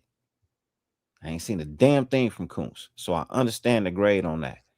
But when you grade out like a Nakobe Dean, or like, let's just take Nakobe Dean out of it. When you grade out a Max Crosby and a motherfucking Tyler Lindenbaum and a Quay Walker, well, right there, bro, that's a B. That's a B alone. Just those three. And then you throw in a Mendoza. Not to mention you throw in a Kirk Cousins. You know what I mean? Somebody to guide. You know what I mean? You somebody to guide him. You know what I mean? On top of that, you throw in a Kubiak, who's so as proven to be a great offensive mind. Like, bro, like at minimum, the Raiders' off-season grade should be a B. A solid B. Type shit. Where you get a C minus from, I don't fucking know. That dude smoked dumbass meth. Like when I listen to the article, bro, I don't hear you addressing the team from all angles. I see you addressing it from a few angles, and you addressed more of the failed trade that really had nothing to do with the Raiders. It had everything to do with Baltimore. But it seems like in your article and in your statement and in the way that you're looking at it, you're blaming us for it. Yeah, I think that's fuck that report. Use some shit. So, is it in all Bleacher honesty, Report? like when ESPN put their name on stuff, man, they need to do a better job at who they let write this shit. You know what I mean? Because you got somebody out here making y'all look real bad about this shit. Who wrote this article? Who's a contributing writer on this one? The contributing writer. Get the drum roll out, goddammit. Where's the Raiders at? Let me see if I can find it. Is it Honda? No, it's ESPN. Seth Walder from ESPN. Seth Walder? Seth Walder. Oh, man. What the fuck he know? Look, I got it right here, gang. Look, Chad. Who the fuck is this guy? What the hell? Seth Walder. Man, get the fuck out of here, bro. Let me see the rest of the grades. What the other teams get while we here? Let's scroll on through. I bet. Let me see the Jets. Start with the Jets. It starts with the best offensive grades to the worst. So the Eagles got an A type shit. The Chargers got an A minus. Wow. Type shit. Miami Dolphins got it. You got Miami Dolphins an A minus. Yeah, the fact that they even did this, I know they you gave Miami an A minus. You traded away your best wide receiver and got rid of Tua, and you got overpaid ass Malik Willis and literally got nobody else. Entire team rebuilt. That's and you released both of your number one wide receivers. Yeah, like how the fuck y'all get an A minus? The Chicago Bears, the Cleveland Browns had a better offseason, B minus. Or B plus. The Green Bay Packers with a B plus. The New York Giants with a B plus. The San Francisco 49ers got a B plus. Wow. The Lions got a B. The Ravens got a B. The Ravens got a B. They didn't do shit. The Carolina Panthers got a B. The New Orleans Saints got a B. The Broncos got a B. The Buccaneers got a B. The Vikings got a B minus. The Seahawks got a B minus. The Titans got a B minus. The Super Bowl champs got a B minus. Atlanta Falcons got a B minus. Houston Texans got a B minus. New England Patriots got a B minus. Kansas City Chiefs got a C plus. That makes sense. Los Angeles Rams got a C plus. What? You added Myles Garrett and get a C plus? and the all-pro corners from the Chiefs. Indianapolis Colts got you have before Myles Garrett. You potentially have one of the greatest defenses that might ever touch an NFL field. Well, the reason why their grade went down because they signed Ty Simpson. Yeah, it's because they drafted. That's what it said for sure. For sure. That's what it said because they signed Ty Simpson. Got a C plus. Man, as long as The Matthew Jets Stafford got a is healthy, C. it don't matter. The Cincinnati Bengals got a C. The Buffalo Bills got a C. The Raiders got a C. And the worst offseason was the Cardinals. I already know it's probably because they drafted that running back. And they got a D. So that's the only team that was rated worse than us. So we were the worst out of all the C teams. So out of all the teams he gave a C, he made us the worst. So we were worse. We had a worse offseason than the Bills, the Bengals, the Jets, and out of all those teams that had the same grade as us, they gave us the worst offseason at all those teams I just mentioned. Wow. And then the only team that was worse than us was the Cardinals, according to this. Wow. Right there. Yeah. This guy has no idea what he's talking about, bro. He You just gave don't out like the some Raiders. wild, crazy fictional grades, bro. You just don't like the Raiders. That's what that boils down to. Yeah. Yeah, all those teams. Yeah, it was crazy. Browns. The editor should have he should have read this a little bit more before he let this come out. This is the Dolphins is crazy. This is slander, right? This is considered slander right here. That is considered slander. You know, that sounds like pure hatred. You gonna tell me that Geno Smith going to the Jets is better than Kirk Cousins going to the Raiders? Are you serious? Are you serious?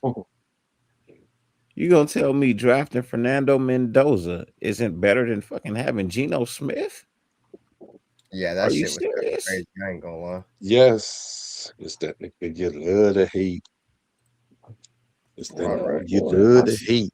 I swear. So yeah, hey, but I like that though. Like I said before, anytime when the national media start talking good against the Raiders, we underperform. So I like when they do this, when they talk about us like this, and then that way we got something to prove. Because if they start talking about, because when they was talking about, oh, the draft grade was an A, then it's like now we gotta deliver on that, you know, man, they and we could at least usually don't in those situations. So I like that he gave us a C. Like stay over there. Don't try to jump the fence later on when things turn around. So what's his dude name again? B minus. What's his dude name again? Seth Miller. Yeah, Seth Miller. Seth No Rogan Miller. No, Seth Walder. Walder. Oh, where's Walder? Where's Walder? I'm with you, Black. I'm with you, Black, but we don't always prove them right either, though, bro. No, I get it. That's what I'm saying. We don't prove them right. So this is what I mean. You know, whenever they say who's gonna win the game, and then if like most of the people say the Raiders gonna win that game, we lose that game. Like, and then they always say we lose a game, and we lose a lot, but we do win some of them games. So I just don't think we ever play up to the expectation. That's what I'm saying. Shout out to the truth. He said unpopular opinion, Mendoza and O'Connell are the same player. But now but you know, you might be right. This year might be a little different. I kind of don't want to use the same metric we've been using because our front office is much different now. So I think we're going to make better decisions overall. All right, so let's get into the final topic of the show, man. We appreciate you guys for pulling up as always, man, on a late night. Or regardless of what channel you're on, man, hit the like button, subscribe as always, man. We are going to get into the final Please topic. subscribe to my channel because I'm losing subscribers daily because I talk about the little girl that tried to finesse Max Crosby. Like she tried to really finesse Max Crosby, and I got 75% likes on this video. I hate that. That was worse than the AOC talk I'll be doing. Jeez. So I proposed a poll in the chat, and we'll see where the grades are sitting at now. My topic is Michael Mayer and what are realistic expectations or some of your guys' expectations for Michael Mayer. So the question in the chat was, will Michael Mayer have a career year? It seems like the overall votes on the poll right now is that the majority of you guys think Michael Mayer is going to have his best year of his career. If we go back and we look at his numbers, over the last few seasons. Let me see. So we're going to pull it up on the screen. And then let's zoom in real quick. If I hit the wrong button. So Michael Mayer came into the league 2023 for the Raiders. In 2023, he had let's see, 2023, 27 receptions for 304 yards. 2024, he had 21 receptions for 156 yards. I believe that was the year where he held out some games for mental reasons or whatever that was. And then in 2025, which was last season, 35 receptions for 328 yards. Didn't score a touchdown last season, scored 2 touchdowns in 2023 and 1 touchdown in 2025.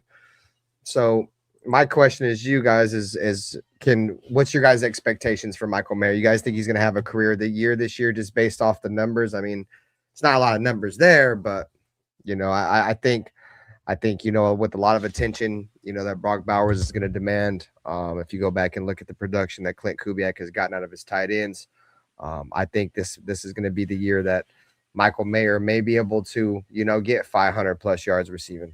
What's your guys' thoughts on that? Are we talking about breakout year? Yeah, like breakout season. So what do we consider a breakout? Like 25? Well, his highest output was last season, 35 receptions, 328 yards, and only 1 touchdown. I was going to ask the same question. So would 500 yards be a breakout year? Yeah. Because I think that's the number for him is 500.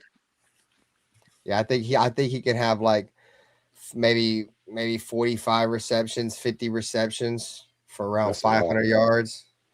Oh, that is a lot. I'm trying to think. Well, I think it's possible because he had 50 targets. How many? He had 50 targets last year.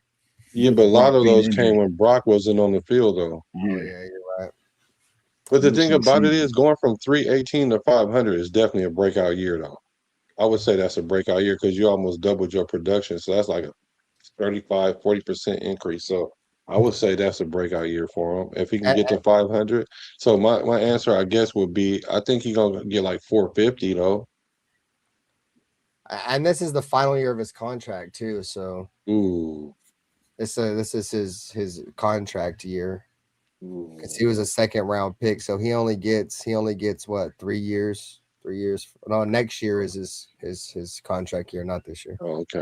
All right. As good as he is. Oh no, I'm trying to think. It is this year because he's in 4 seasons. So these are the past 3 seasons. The 4th ain't played yet. So yeah, this is his contract year. So, as good as Michael Mayers is, it is very unfortunate that he is in Brock's shadow. I think anywhere else, yeah, he's a 500 plus yard tight end, maybe 80 targets. You know what I mean? Maybe 50 catches, maybe 55 catches. But behind Brock Bowers, he's not that. It's unfortunate. It's a different role for him. So, I mean, if I'm thinking career year, if I'm saying he's going to have a career year, I'll tell you he'll have 65 targets. He'll have 44 catches, and he might break 450. You know what I mean? The career would actually really be in his touchdowns. You know what I mean? So, you know what I mean? I think that's really where he's going to like really make the mark on his number is with the touchdowns. And I think he might have like 5 or 6 this year. Yeah, I was thinking like about 4. Where his money going to come in as where he blocks well. He blocks well. You know what I mean? He can block right there in that 10-yard range, block, you know what I mean? Yeah. Throw a nice little block, slide out, catch a touchdown. He's not that good of a blocker. Didn't say he was that great of it. I said he could do it. He's the best one we got. He's the best blocking tight end we got. He's a willing blocker, but I'd rather put Ian Thomas out there if that's the case. Yeah, no, I want a guy. Ian Thomas don't hold no threat. I want a guy who can slide and catch. I think Brock. I think Mayers is a better catcher than Ian Thomas. Yeah, well, he had his chance, bro. He had multiple chances to take over and be a factor. He dropped the ball multiple times. I think he is who he is. I'm not expecting much out of him. In my opinion. I said if he was somewhere else, Nate, he might be more than that. But in Brock's shadows, bro, he's not gonna be what people think he is. Well, he was out of Brock's shadow, and he's still like a mid player, if that. Like he's a backup. Our play calling didn't help either because he was getting slapped when he was catching. You notice he left and he didn't come back until after Josh McDaniels was fired. I'm just saying. I'm just saying. Just saying. He definitely came in and tried to ruin the shit. But then we was comparing them to Gronk and Hernandez though. Hey, shout out to LH Raider, bro. He says he's watching from New Zealand. That's what I'm talking about. The brother from down under. Shout out to the brethren from New Zealand, LH Raider. Throw another shrimp on the barbie. Another shrimp on the barbie. Man, why do people do that, man? Why do people do that? You shit ass fucking accents, man. That's offensive, brother. We grew up watching Crocodile Dundee. That's not a knife. This is a knife. That is fucking offensive, man. Don't do that. Trying to make an impression, bro. I understand. Look at her. She's I didn't offend our New Zealand brother. So to me, Michael Mayer's production is really gonna we're gonna rely heavy on what production we get out of them receivers. If them receivers are ass and we don't get much production out of them, bro, I think they'll lean heavy on the two tight end sets. Kubiak likes two tight end sets a lot, and I think if we can't get anything going in the wide receiver room outside of Trey Tucker, I think we may see a lot of Brock Bowers in the slot. Brock Bowers played, I believe, the majority of his snaps last season in the slot as well. So if he ends up running that personnel based off, the ineptitude of the wide receiver room, I think Michael Mayer could have a good year if they put like Brock Bowers in the slot and then line Michael Mayer up in line. I wouldn't hate that idea. Not with Clint Kubiak, dialing up plays. You know what I'm saying? So, hey, Michael, here's a PFF grade for you. Michael Mayer has 65 run blocking grade according to PFF, but he was 13th among all tight ends. So the run blocking grade? Yeah, that's not too bad. Especially not for a number 2 tight end. I remember when we drafted Michael Mayer, bro. I was scratching my head a lot. You feel me? Because I thought the Raiders, right there, they could have possibly went quarterback. You feel me? And we ended up taking Michael Mayer. He was productive coming out of Notre Dame, one of the more productive tight ends coming out that year. I think the only tight end they had that was ranked higher than him in that draft was Sam Laporta, who I believe went in the first round to the Detroit Lions. But for whatever reason, Michael Mayer, it just really hasn't worked out. Obviously, year 2, he had I think he said a mental break or whatever, but in my opinion, he hasn't lived up to it, bro. Like his draft stock, I feel like he's a reach. And then that's the reason why, like when we drafted Brock Bowers, bro, and people were mad, like, oh, we already got Michael Mayer. I'm like, bro, like, are you kidding me? Like, no disrespect to Michael Mayer, bro, but this is Brock Bowers. You feel me? So, and look, like I said, no disrespect to Michael Mayer, but he started 32 games. He has a total of 83 receptions for 788 yards and 3 touchdowns. So, that's why I think I put my numbers at like somewhere around 45, 50 receptions at like 500 yards. So I think he'll have 5 or 10 more receptions than he did last season because he had 35 last season. I think this season he'll probably be somewhere around 45, 50 receptions and probably like 450 yards. And like I think what Dirty said, is the touchdowns. I think he can have like maybe 4 or 5 touchdowns this year. I think the Raiders can lean on him in the red zone. I think that lineup that I said earlier with Brock Bowers in the slot and Michael Mayer inline tight end. I think that's going to be a formation that the Raiders will probably use a lot of in the red zone to try to create matchups, because in our wide receiver personnel. Yeah, we don't. There's not a lot of in that wide receiver room. There's not a lot of really red zone threats, in my opinion. Like, I mean, yeah, in my opinion, there's not really many there. Trey Tucker's not really a red zone threat. Jack Besh, we have to see what he can. Yeah, what I'm saying, he could be. Dante Thornton could. We have a bunch of could be's. What I'm saying, but I think Michael Mayer and Brock Bowers. That's even more reason to go get a Justin Jefferson. Oh, for sure. Oh, goodness, man. Max Crosby in a second round pick straight across for Justin Jefferson. Make it happen tomorrow. Go to sleep. Hey, look, you know what? Another name I'm gonna throw out there. No, people might not like it. No, but I'm I gonna don't. say it. No, I don't. Say it. I'm gonna say it. Don't say it. Guy's still a red zone threat. Oh yeah, that's why I'm picking him. I don't need this guy to run between the 20 and the 20. I need him to run between the 20 and the goal line. That's all I need him for. Actually, not even the 20 and the goal line, the 15 and the goal line. Who? Give me Keenan Allen. That's what I've been saying that since everybody keep throwing wide receivers on us. They won't throw him on there. It ain't gonna cost a lot of money.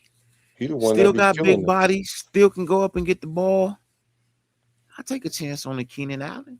Yeah, because I need a wide receiver that's a red zone threat. You know what I mean? And we don't have one, bro. We don't. Aside from Brock Bowers, that's it, bro. Him and Mayers, maybe. You know what I mean? But other than that, bro, like nobody else is proven to be a red zone threat. Yeah, nobody can't get open. If you can't get open, you can't be a threat.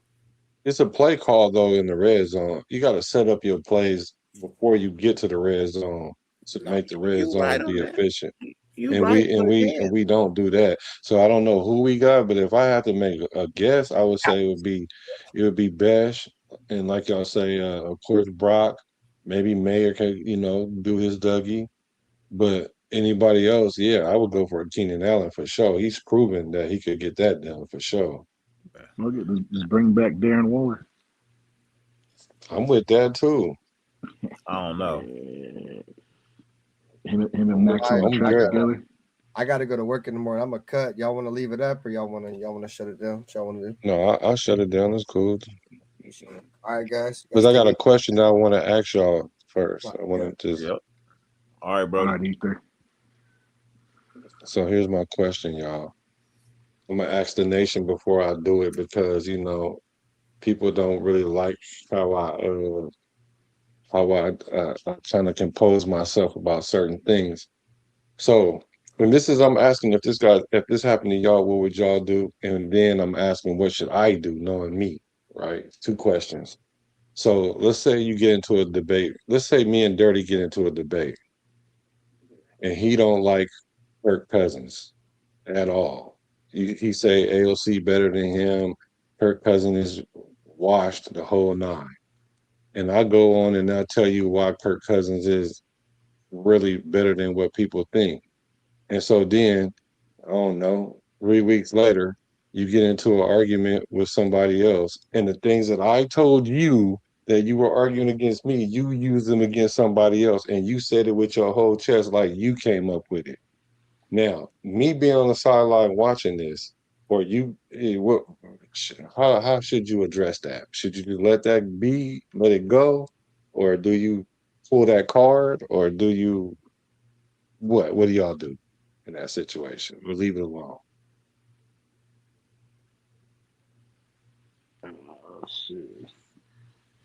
I'm talking about take your whole talking point. I'm talking about the whole argument, not just a piece of it, the whole argument. Well, like you guys were like in the comment section arguing, or you guys were on panel? No. We did a show together, face to face debate about about that player, and then you go on the show, and then somebody the comments get at him, and then he says, "Wait, let's look it up," and then he started running off all these stats, the stats that I gave you, and maybe he added one of his own because he did some research and saw that I was accurate, and then but now you change your tune for an argument. Do I Oh, just let that slide? You got to set up. So that was your guys' first show together. Yes. So you got to set up. Well, he was a episode 2. guest. So, motherfuckers have been taking my takes. Content. People because what I really want to do before you answer Dirty, what I want to do is show what he said to me and show what he said to this person, and then just be like, no commentary on my end, just put it out there for content. Do I Mac blast them or no? Basically, that's what it boils down to. Not at all. Okay, I am. I'm just playing. No, seriously. Like, bro, in all honesty, what's it gonna get you? Oh, what's gonna get me is don't come at me like that no more, because I don't mean no. I get it. But is you gonna gain subscribers from it? Oh, I don't care about that part. No. I get it. Will you lose some? Maybe you're better. You're closer to losing some than gaining some. So, look. People love drama. They just don't want to support it. They'll watch it, but they don't want to support it. Right. But my thing is, bro, I've been getting takes taken from me for a long time, man. Like I've been doing this a while now, and motherfuckers been stealing my takes and putting them on motherfucking ESPN. You know what I mean? Watch my shit on the low and take my whole title of my show and everything and do a segment with it. On ESPN? Yep. No, I would have got at them. I would have gained subscribers for that. Bro. ESPN? I had to do that before. Hey. ESPN Sacramento. That's like going to war with a pin gun. Nigga.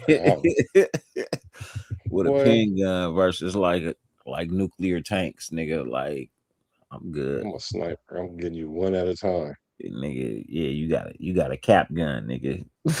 Negative. You got a cap gun. I can kill with a cap gun. You firing blanks, nigga. You got caps in that Ain't nothing blank over here. You going to war with a cap gun. See, now you're gonna make me prove a point. Now I'm with you, Justice for 10. I mean Justice for 12. You gotta pull that card because that person did not keep it real, right? I hear you. How I look at it. Look, I mean, like, because and the thing about it is, I would let it go, but this person, every time I do a show, they gonna come in my comments and argue whatever it is I say, argue it, and then you take what I say and run to your channel and use it. But you just was arguing with me about the opposite. But I'm gonna listen to what y'all say. But if you do it again, I'm gonna have to reconsider.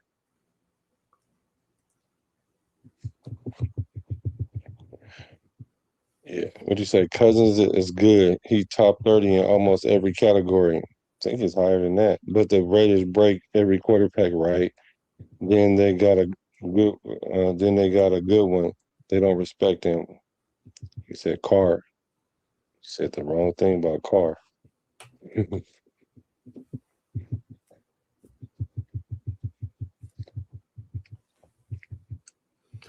Yeah, no, I hate the Carr slander.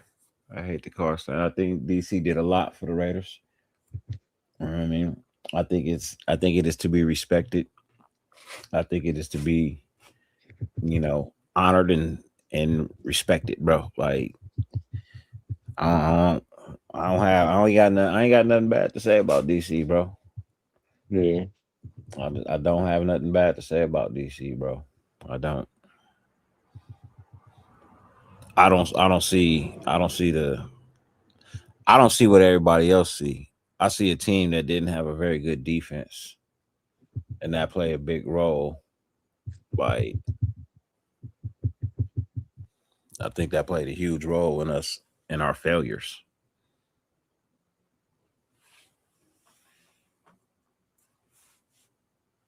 Yeah, I don't like how that ended. And it ain't even so much as I don't like how it ended, but it's the person who did it too. That's what makes it worse for me. Yeah. We essentially let somebody come in and tear up our franchise and run off about his business, and then go to back to the Patriots and do there what he should have did here. But I get it. He was a head coach here, but he still called plays. Some people can't do it all, bro. Yeah. Some people just ain't made to do it all. He one of them people. Yeah, for real. I agree with that. Sometimes you just got to play your position, man. You can't do nothing more than the position that you designed for. He is designed for an offensive coordinator. He is an awful head coach, bro. He has left nothing but failure in the wake of his head coaching. Denver was another team that was on the verge of the playoffs, bro. He ruined them.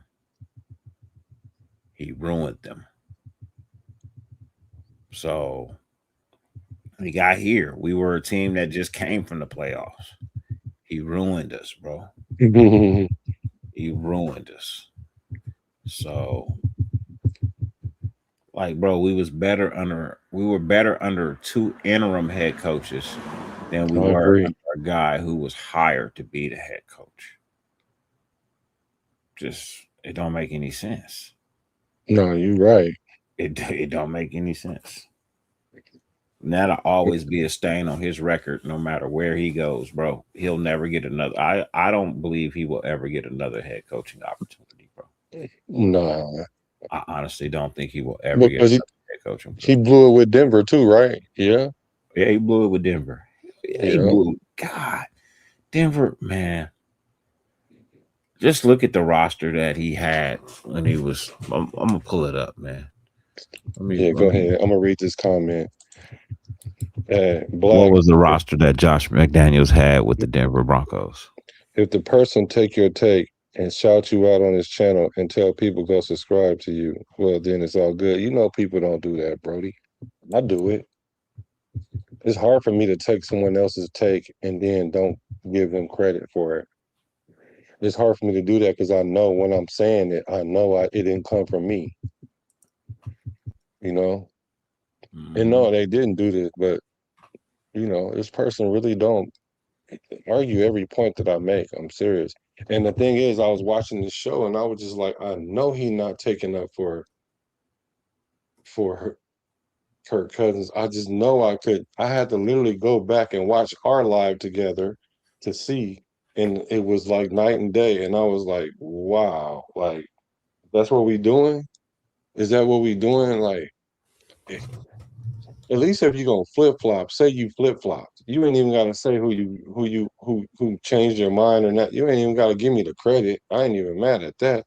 I'm more mad at the fact that this person makes it a point to come on my live, which I don't care. I don't care about that part. I love that part actually. Actually, I love the fact that he actually seen you my way, because then that lets me know that either you're being dishonest or two, you seeing the light. One of the two. And I hope is the former and not the latter. I mean the latter, not the former. I hope you just see the light. Bro. Okay, go ahead, bro. You said he has a history of doing this stupid shit. All right. So for his 2009-2010 season, bro, he had Kyle Orton, Tim Tebow, and Brady Quinn. Yeah. Tebow. Bro, he had No Sean Marino. Everybody remember No Sean. Right. You know what I mean? Correll Buckhalter. Everybody remember him. Yeah. Beast. And Peyton Hillis. Oh yeah, Peyton Hillis was cool too. His wide receiver tight ends were Brandon Marshall, who was a beast at that time. Eddie Royal. Eddie Royal was nice too. He had Jabbar Gaffney. Brandon Lloyd, and Daniel Right. Graham. All of these great players, bro. Right? These are great players. Now, offensive line was Ryan Cladley, Zane Beatles, Chris Cupper, and Ryan Harris. Also a good offensive line. Defensive line, he had Elvis Dumerville. Everybody knows him. He had Robert Aries and Kevin Vickerson. His linebackers, DJ Williams. You know what I mean? Mario Hagan, Andre Davis. Secondary, Champ Bailey. You know what I mean? Andre Goodman, Brian Dawkins. Not Dawkins. So I forgot Dawkins played there too. Yep. Brian Dawkins and Champ Bailey together, bro. Right. So it says Josh McDaniels' aggressive player movement and highly scrutinized draft choices defined his brief 28-game tenure. He prioritized scheme fit over existing talent, completely altering the franchise's trajectory. McDaniels actively shipped out Pro Bowl caliber players while engineering high-stakes draft day trades. On April 2009, following an immediate riff upon arrival, McDaniels traded franchise quarterback Jay Cutler and a 5th-round pick to the Chicago Bears. Oh, yeah. In return, Denver received Kyle Orton and a 2009 first-round pick plus Robert Aries, 2009 third pick, and a 2009 third pick, which they drafted Robert Aries, and a 2010 first-round pick. The Alfonso Smith blunder. McDaniels traded away Denver's 2010 first-round pick to the Seattle Seahawks just to move back into the second round of the 2009 draft for cornerback Alfonso Smith. Seattle used a future pick to draft future Hall of Fame safety Earl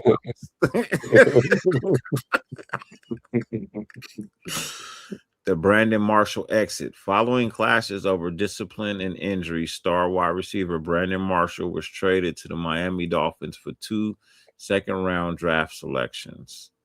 2 second-rounders? 2 second-rounders. Brady Quinn swap, March 2010. Fullback, running back Peyton Hillis and 2 late-round picks were packaged to the Cleveland Browns to acquire quarterback Brady Quinn. Ooh, he ended up being a bonus. Wow. Hillis went on to have a breakout Madden cover season in Cleveland while Quinn never started a game for Denver. Right. Bonus. He was a bonus. Bro. So we know who won that draft. I mean, that trade and all that. But I'm just saying, like, bro, that's his MO, bro. That's his track record, bro. If you don't agree with him, he gonna figure out a way to trade you and ship you off, bro. Like, he messed up, and that's money. To me, that's a terrible sign of a head coach, bro. That's ego driven. You're not about the team success. You're about your success. That's ego driven. That just does not make for a great head coach, bro. Not in this day and age, bro, because players ain't gonna stand for it. Your best players gonna leave because this nigga got an ego issue. Like, he the one playing. You act like you the one out here playing. Nigga, I'm the one out here getting hurt. You just on the sideline like some geek calling plays, bro. Stop it. That's why I say sometimes you just gotta play your position. Head coaches demand respect when they know what the hell they doing, and they give it back. So, who Kev, the African Robert Griffin? That's what you call my boy, the good Raider? No, it wasn't him. He called him the African Robert Griffin. Wow. No, it wasn't him. Hey, man, you do what makes you happy, brother. You want to put that man on blast? Put the man on blast. I don't give a shit. I was just saying, like me, I try to just, hey, hey man, thanks, bro. I appreciate it. It's a compliment that you have to steal my shit. I appreciate it. Man, you like what I said, man. You like what I said. You had to steal my shit. I appreciate it, man. Thank you. Yeah, but I'm pretty sure if I bring up Kirk Cousins, he's gonna argue me down, and I'm gonna be like, "Ain't you the same dude that said this?" And I'm gonna have to push play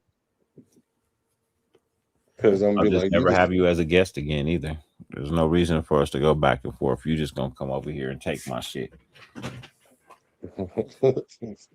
I'm good. I got people I do shows with just to argue just because. right." I got enough of them. I got enough of them. I got 3 niggas I can argue with at any point in time I want, just for the sake of arguing. But I don't just need somebody blowing fluff on my, and I don't even know you.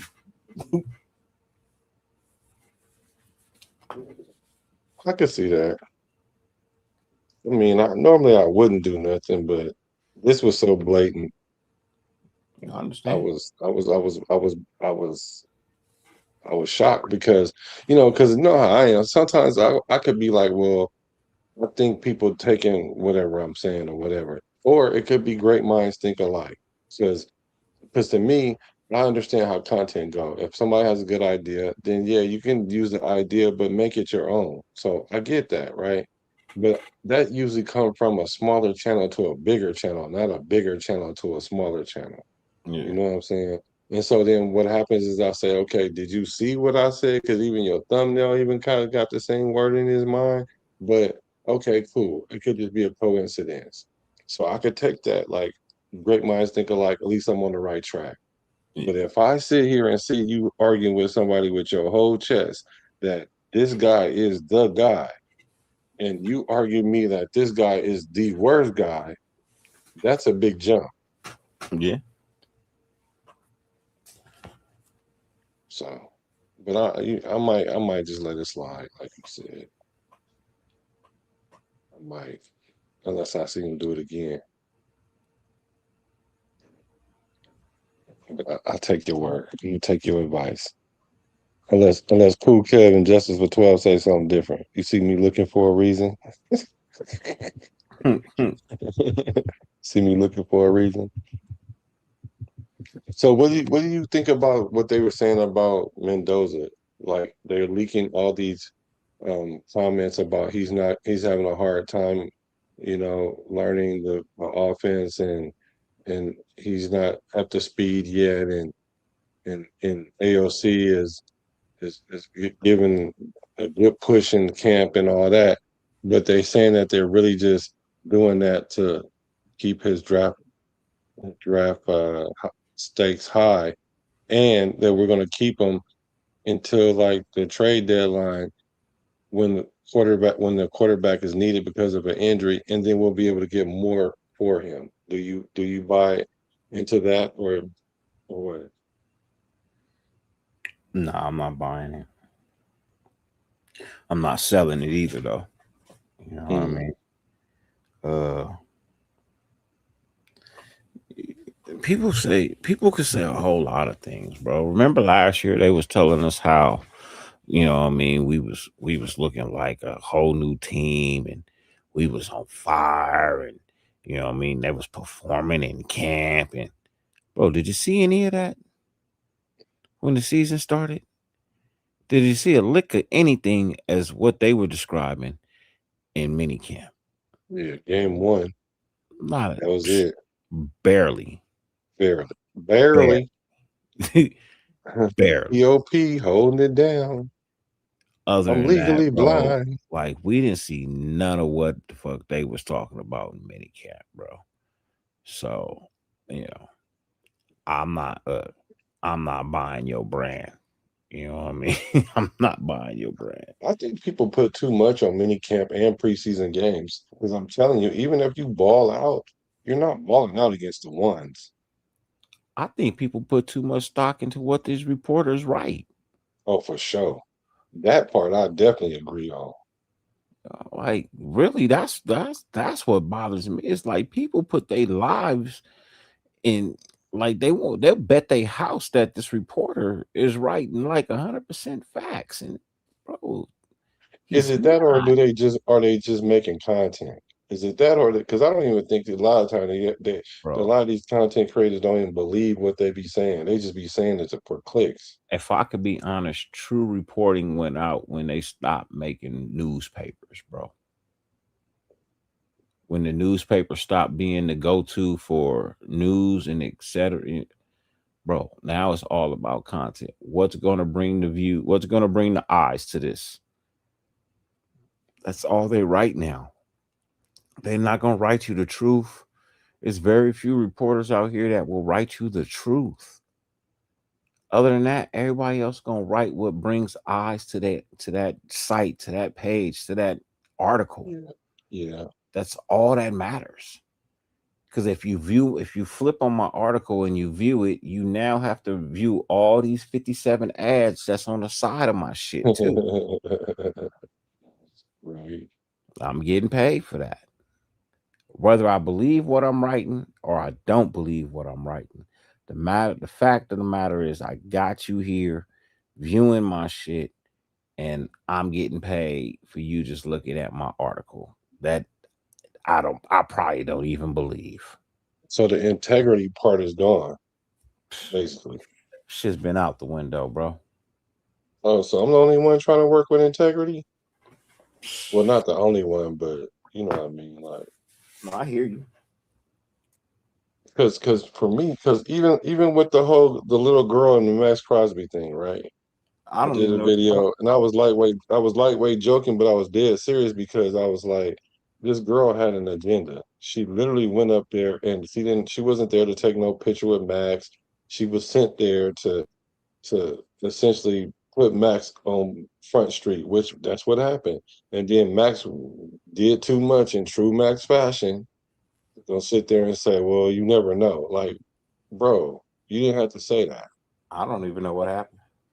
You don't? Let me see. I think I got hold on. Let me grab the video for you. Said I've been busy. I've been busy for days. So you didn't see it. Okay, hold on. Let me see if I got it quick.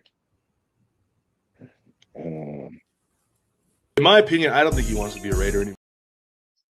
Let me see. Hold on.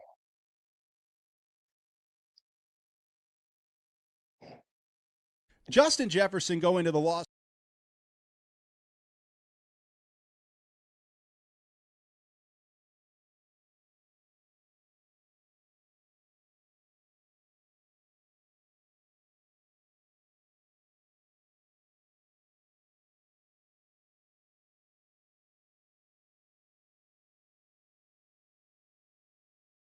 Holy shit, bro. What's up? So, Have a picture? There you go. bro, I literally made a post about you like a couple weeks ago. So I gotta ask for the faithful. Would you please join the 49ers? I can't. Hey, I still appreciate you doing your homework though. You never know. You're the best though. Let's Can you say you hi gotta to get the your killing camera? hanging. They not like us. They not like us. They not. Can you say hi for the camera? So, I mean, she put him in a bad position. Bro, who cared? Exactly, who cared? That let me know it was all bad. What was he supposed to tell the kid? No, I'm not saying you're supposed to cuss the kid out. I ain't saying that. But it's supposed to have been a hard no. Because remember, he had this revelation and the football gods blessed him to come back to this situation.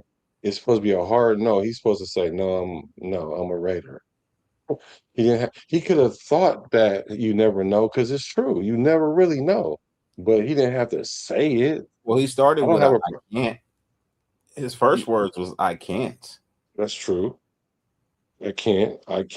And then you said, I don't know though. He said You never know. You never know. And you don't. So, you don't know, but did he have to say could that? end up there in 2 years. Who knows?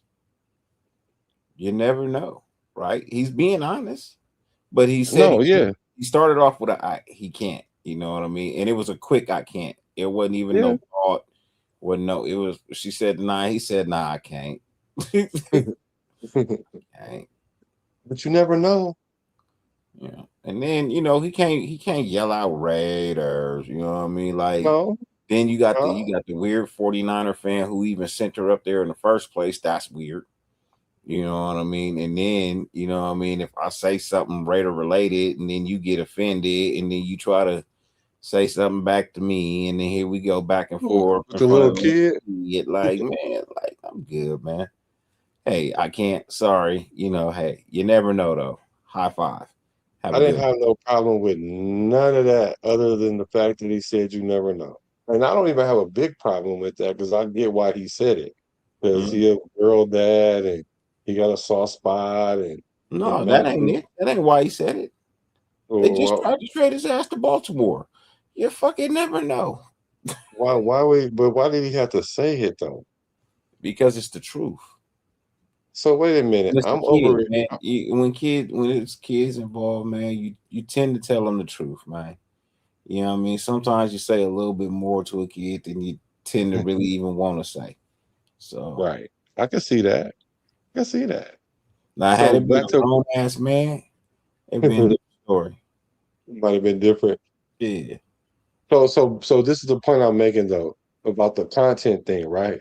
So being that really that wasn't on my radar, really for real, other than the fact that he was being set up, since it's slow, I made a semi big deal out of it because it was content, and I was like asking the people, what y'all think? Does this look like a setup to y'all? Man, people got so mad. Not people. I won't say a bunch of people because most people agree with me, but it was one person that I respect was like going off on me like I told him to cuss out the kid. And I'm like, I ain't saying all that. I'm just saying, Max, you need to because I told Max what he need to go do is go to the Make-A-Wish Foundation and go talk to the kids and the OGs to stop being in the public right now because anything he say is gonna make it worse than it actually is. So I just want him to get out of the line of fire because he keep catching strays. That's what my whole argument was. But being that I attacked the kid, I guess it became an issue. So, but I understand what you're saying too. I understand what that person was saying as well. But I'm not saying cuss the kid out. You could have made her just go though. You could have just been like, all right, do that for the faithful. Let me see what Jason says. He says this is something that's going away. This is like a guy asking a woman, can she leave her husband? She says, I can't, but you never know. She gives the guy a little hope, but there is no hope. If my girl said that, I'll be pissed. How much you never know? You never know. You never know. I might go upside your head like Marcellus Wiley did to his girl. I mean, if Allegedly. you die, Uh, like you can't go upside her head if you die. no, not if you die. No. No, Hey, Jason is look, basically saying if a girl trying to curb a dude and she say you never know, but knowing that she really don't have that feeling, she just said that because it was appropriate in the moment. yeah, I can see that. that's basically what it is. Okay, okay. You All right. can't take hope from people, man. You got to give people hope these days, man. That's most people live on that shit. Man, that kid came up there talking about some holy shit. Like what? Can't take away the hopes and dreams of a child, man. But we can't treat her like a child. And she come up there like a whole adult talking about bro. She was making Holy shit. content. She was making content. She was making exactly. She was making content, and since we was making content, all is fair then, Mm-hmm. right? Yeah, tortas are loyal to the soil, man. Como se dice en español, soil? Como se dice? So, I all right. almost won. About that time to roll. What they say it's time to say goodnight to all my Raider friends. Let's see, we still got a few people It's a beautiful day in the neighborhood. A beautiful day. in the Would you neighbor. my Won't you be mine? So how much longer we got till training camp, man? We got what, 2 more weeks? 2 more weeks. Okay, so this week is gonna be rough. Mm-hmm. Well, 3 weeks. Technically, we got to get through 2 weeks. Oh yeah, we do. Because the rookies come in on the 23rd or something like that. Yeah. So about 3 weeks. Yeah. So was I overreacting, y'all? A little bit? A little bit? Was I overreacting? I'm just wondering. Because you know me. That's why I got to Better overreaction than no reaction.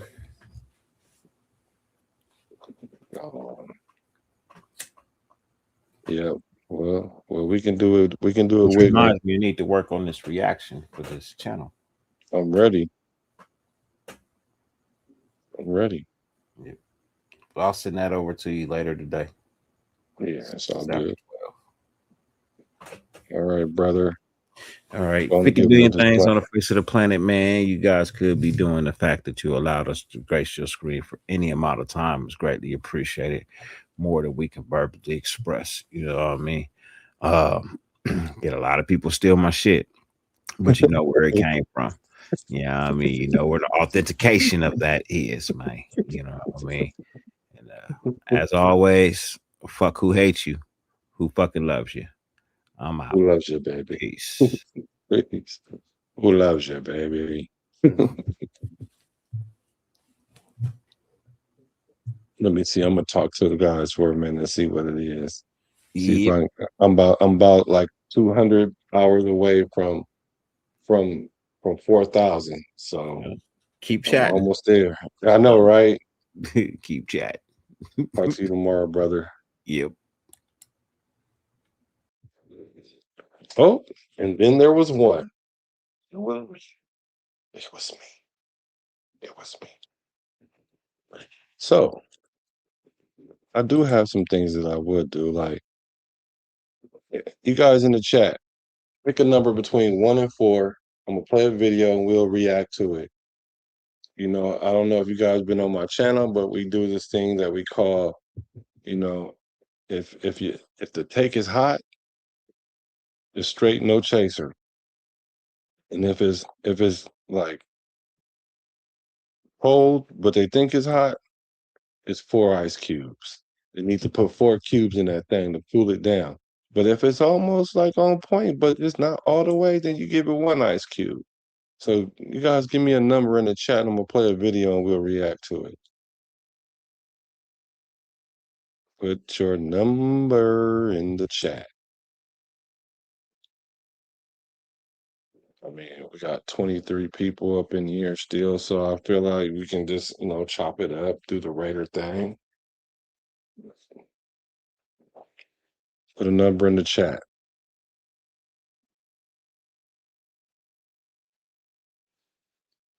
I can't sit here and talk to myself.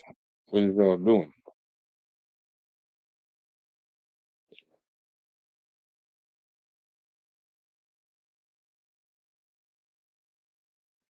Hello? Hello?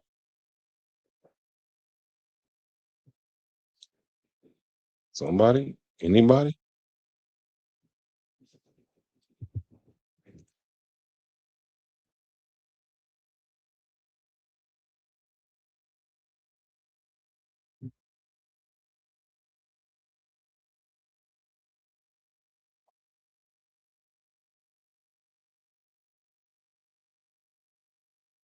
Are we not doing this or are we going to do it? Because if not, I'll get up out of here too.